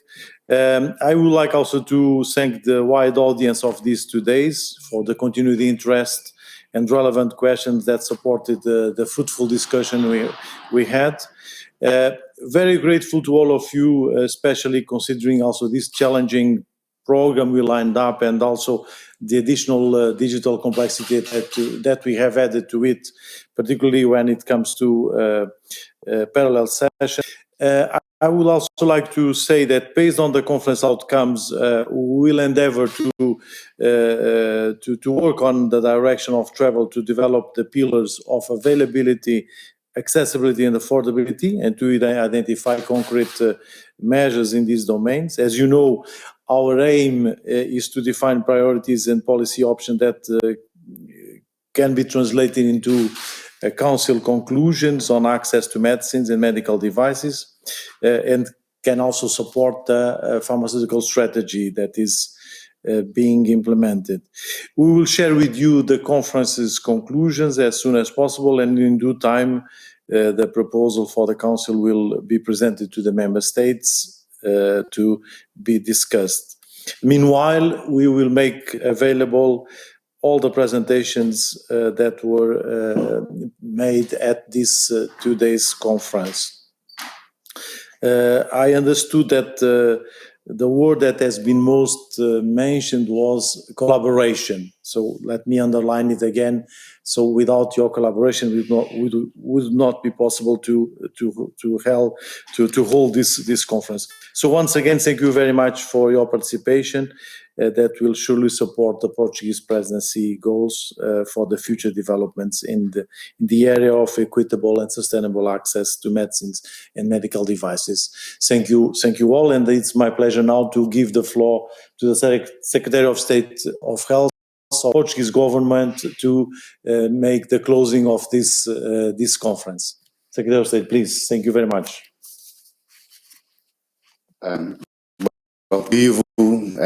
Thank you, and good afternoon to you all. I would like to address you on behalf of Portugal, the country that currently holds the presidency of the Council of the European Union. Although it was not possible for us all to meet here in person, a sign of the times, I'm afraid, I am sure that the work that has been done here will contribute to learn how to manage better and prevent future situations like this pandemic. A future where meetings like this are only held virtually by choice and not as the only option available. So this past year highlighted the importance of health, medicines, and medical devices in the day-to-day lives of European citizens. These difficult months have shown us that health challenges aren't constrained by borders, creeds, or flag colors. That is why we need greater knowledge, cooperation, and solidarity. It is now clear and assumed by the entire society that we need to strengthen our collaboration in the health area. Health needs to be a priority not only on paper or on our daily speeches, but also in practice, not only to give our citizens a better quality of life, but also to prepare Europe for future threats that are sure to arise. Allow me to thank you all for attending this 3A conference. It was both an honor and a privilege for Portugal to welcome you during these 2 days to discuss the challenges that Europe faces regarding the accessibility, autonomy, and sustainability of medicines and medical devices. During these 2 days, this conference was an inclusive platform engaged in a wide reflection and debate, capable of bringing together diverse voices and informed opinions about the challenges that the health sector faces and its long-term future. I dare to say that what we saw here was a true European health union in what regards the information shared by the participants. What now needs to be done, as the Director General of WHO said in the opening session, is to intervene in specific areas where action is needed. And the fact that the member of European Parliament, Dollars Montserrat, identified the prevention of scarcity of medicines and the boosting of production in the European Union as the areas in which the European Parliament is working only shows the harmony between the European institutions. During these 2 days, we addressed the threat of scarcity and how different countries, agencies, and hospitals faced that risk. We have set the stage for innovative initiatives in order to seek answers to rare diseases and unmet needs. We discussed how new technological tools can support us in providing better care for our citizens. We tried to find new ways to make our laws and regulations more flexible without jeopardizing their safety and effectiveness. and we listen to different stakeholders about new solutions capable of guaranteeing the sustainability of our health systems and the investment in health. But of course, this is a debate that does not end here. When talking about health, availability, accessibility, and affordability are central to everything. As such, many more questions remain to be answered. Now, as every economist, I do suffer from both the curse and the blessing of always look at the opportunity cost in every decision. So we do need to improve strategic, regulatory, and scientific aspects in the area of medical devices, which will allow us to increase access in a safe and effective way throughout the European area. And all of this without forgetting that we need to consider costs and prices, not only for medicines, but also for medical devices. All countries are facing very high expenditures with health technologies. Medicines that are used for chronic diseases, niche buster technologies with high prices, orphan drugs, etc. All of these are straining health systems budgets and obviously the all national budgets. And we do know that this current rise in expenditure is not sustainable in the long run. So we need to consider this in a very serious way, while never losing our focus, that is the health and quality of life of our citizens. We must find answers to the other questions. How can we better serve our society?